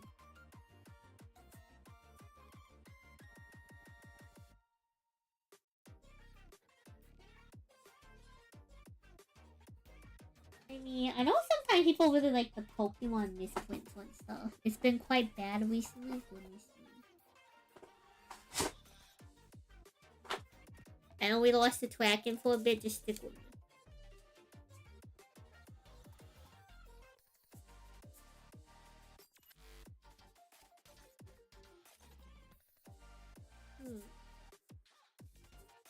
It's so hard to find a singular water spirit.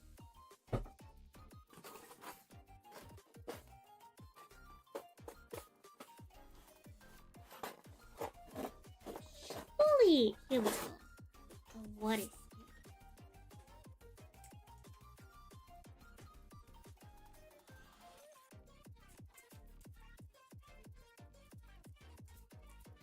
One, two, three, four, five, 7,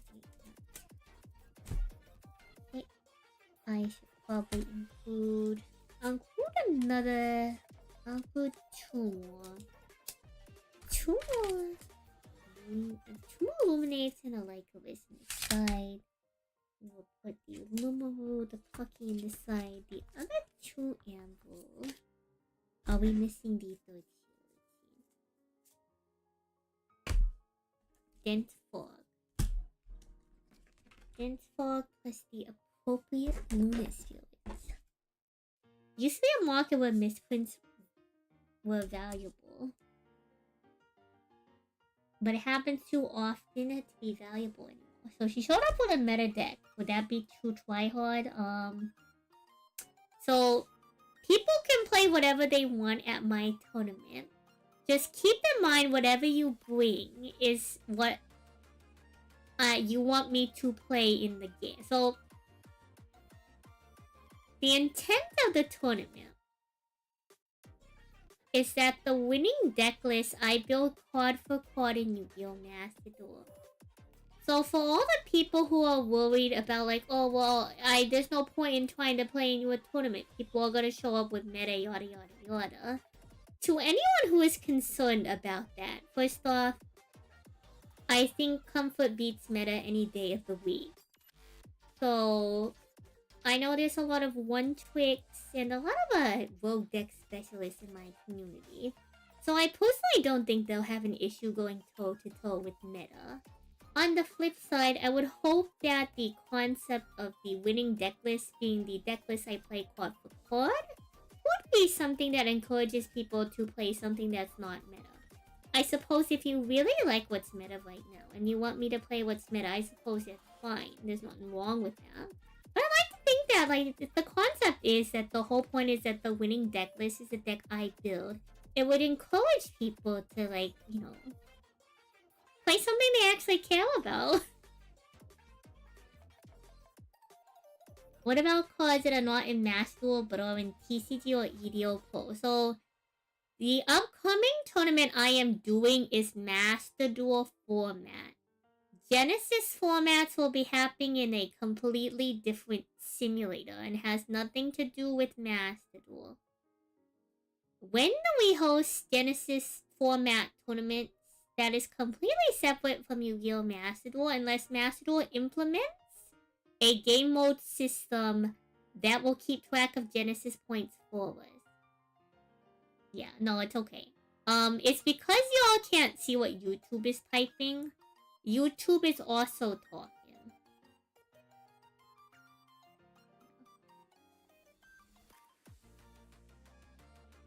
Used to play SSDM competitively.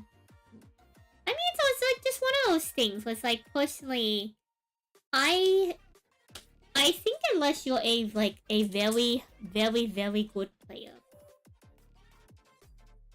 and some people might disagree with me on this, but I know a lot of actual professional Yu-Gi-Oh players.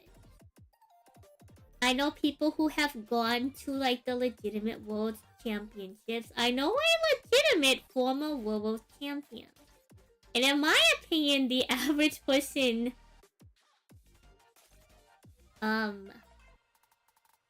In my opinion, the average person, if they're really good at a deck, they can usually beat out meta with that deck if they are very skilled on that deck. Of course, there's a couple factors. I'm not expecting to win every duel with Tendangle, because I know the deck is bad, it's from a much older format, and the deck is really slow. But I wouldn't count out any of the one-twicks in the community. So, I personally think that at least on like a casual level, like, you know, I think at a semi-casual level, whatever people bring to my tournament should be able to, like, be on par with meta. It's one thing if someone shows up with, like... Let me think of, like, a low-power deck. Let me think.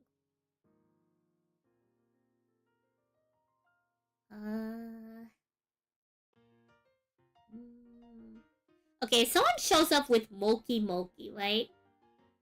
If someone shows up with Moki Moki and they get their teeth, like, kicked in by Habakiri, like...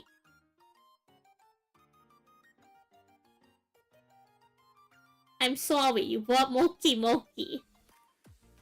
But you know, there's a world where Moki Moki might be strong enough to beat Mitsurugi, who knows? Y'all also have equal opportunity to break. Like, the meta deck can just buy, like, virtue of card game variants just break. Like, a win is a win, chat. A win is a win. I'm not saying that I want y'all to break. I obviously want people to have a good time. But, like, there's multiple win conditions. One of the win conditions being your opponent could just be extremely unlucky.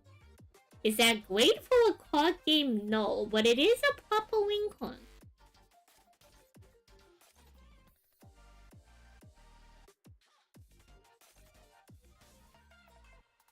The only deck you have built in Master right now is Salamander. Well, y'all don't have to play in the tournament, but if y'all are so interested...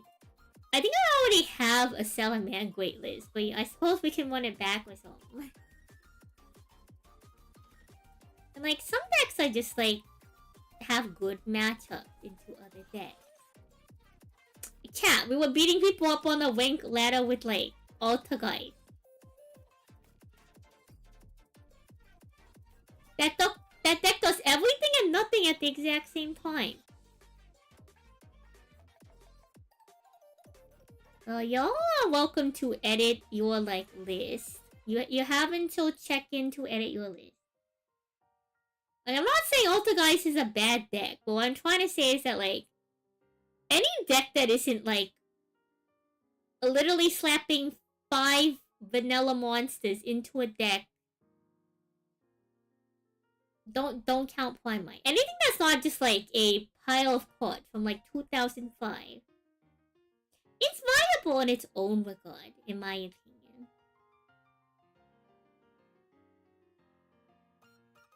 Like, I think at the community skill level, I'm not trying to call y'all bad. I'm just trying to say that, like, okay, if you put Ray on Moki Moki and you make him play against, like anyone, you make him play against, like, okay, you make him play against Joy. Or you make him play against, like, Jesse. If you take Ray, put him on Moki Moki, and you make him play against Jesse with 4 Telemans, of course Jesse's going to win. Like, that's just not a fair comparison of deck level, especially at, like, at that high level. But say you put, like... I don't know, like... Let's take Jeff. We take Jeff and we give Jeff pure Fire King. Not Snake Eye, not Rescue Ace, just pure Fire King. And you pit it up against some other deck that is like slightly more, I don't know, K9 or something. There's a world where if Jeff is a better duelist, Jeff could potentially beat the K9 player. I'm not saying it's a great matchup, and I don't know the matchup in particular. But, you know, a player that is, like, you know, a player that knows their deck really well.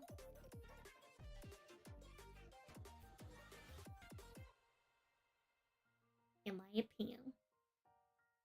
And this is all just theory. Like, both of them could equally have a chance to win, and then they both lose, right? I think they'll be fine. I think they'll be fine. Yeah, you could just play Mad Ignorant, chat. Or Tundra. People could just play Mad Ignorant. Some people can play a deck that doesn't need as much thinking. And there's nothing particularly wrong with that, don't get me wrong, but like, you know.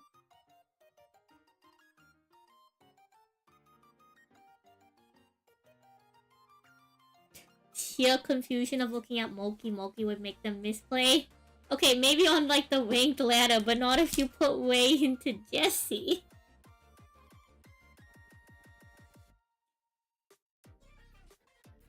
Like, I obviously don't know everybody's skill level, right? But I think it's safe to say, under the assumption that, like, y'all don't have to play against Wayman Young Dai, Ryan Yu, Jesse Cotton, Twishla Tuvalu, or whoever else, Judy, whoever else we know, Jeff, whoever else we know, we'll call us, whoever else we know that is really good at this card game. Y'all should be fine. I think y'all should be fine.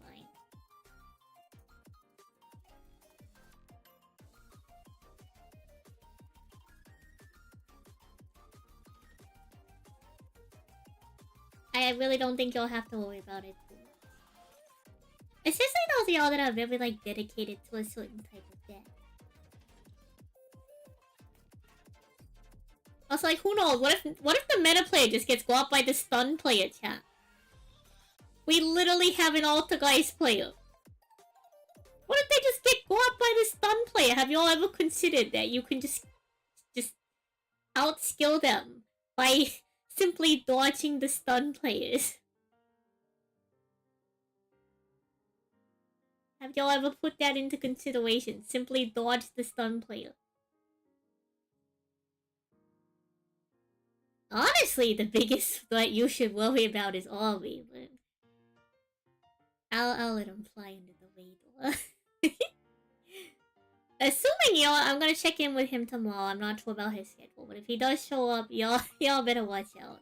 Ollie's coming for blood.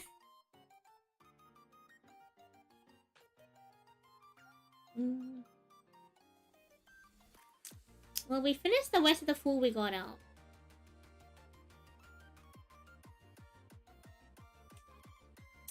I finished putting the deck together in terms of the side deck. 1, 2, 3, 4, 6, 7, 8, 9, 10, 11.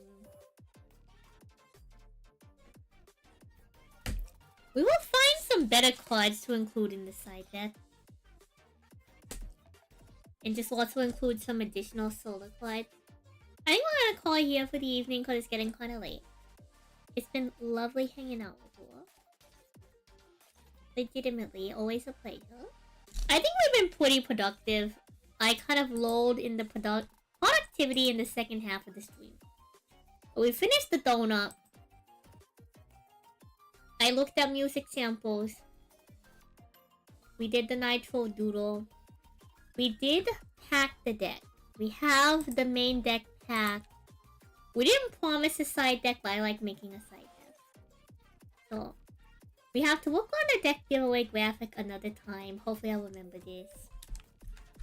And we are for sure going to continue this animation.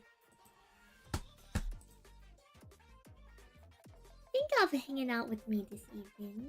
Thank you, Div, for the raid. Chat, I'm gonna send y'all out to a duelist for the evening. I know I say duelist, but I mean it. Like, someone has to be playing Yu-Gi-Oh! At this hour. There's no way no one's not playing Yu-Gi-Oh! I think Ray raided out into Twitch. I don't know how long ago, so I can't send you to my goat, my horse, Mr. Raymond. You'll die.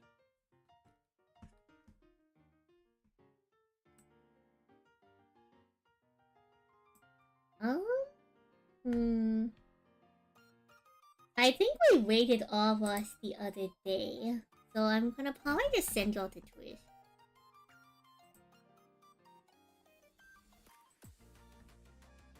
Oh, Warcraft Taker. Apologies, Warcraft Taker. I'm actually heading out for the evening. But thank you for stopping by. I appreciate it.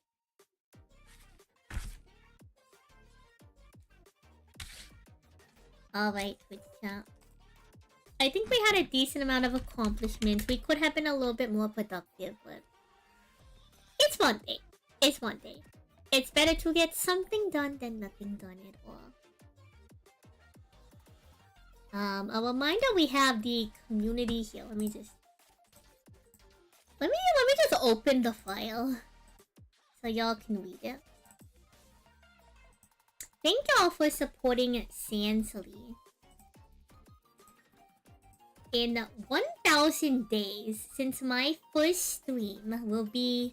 The exact date is this Thursday, which is the 18th. And that's when we're hosting the Master Duel 20. You can find out the sign-up links on my socials. I made a post on YouTube, on Twitter. You can also find the info in the Discord. I think we were fairly productive, all things considered.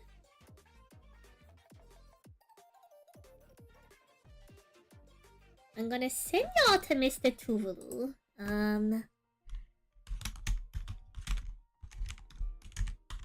Let me think of a good raid message for Mr. Tuvalu.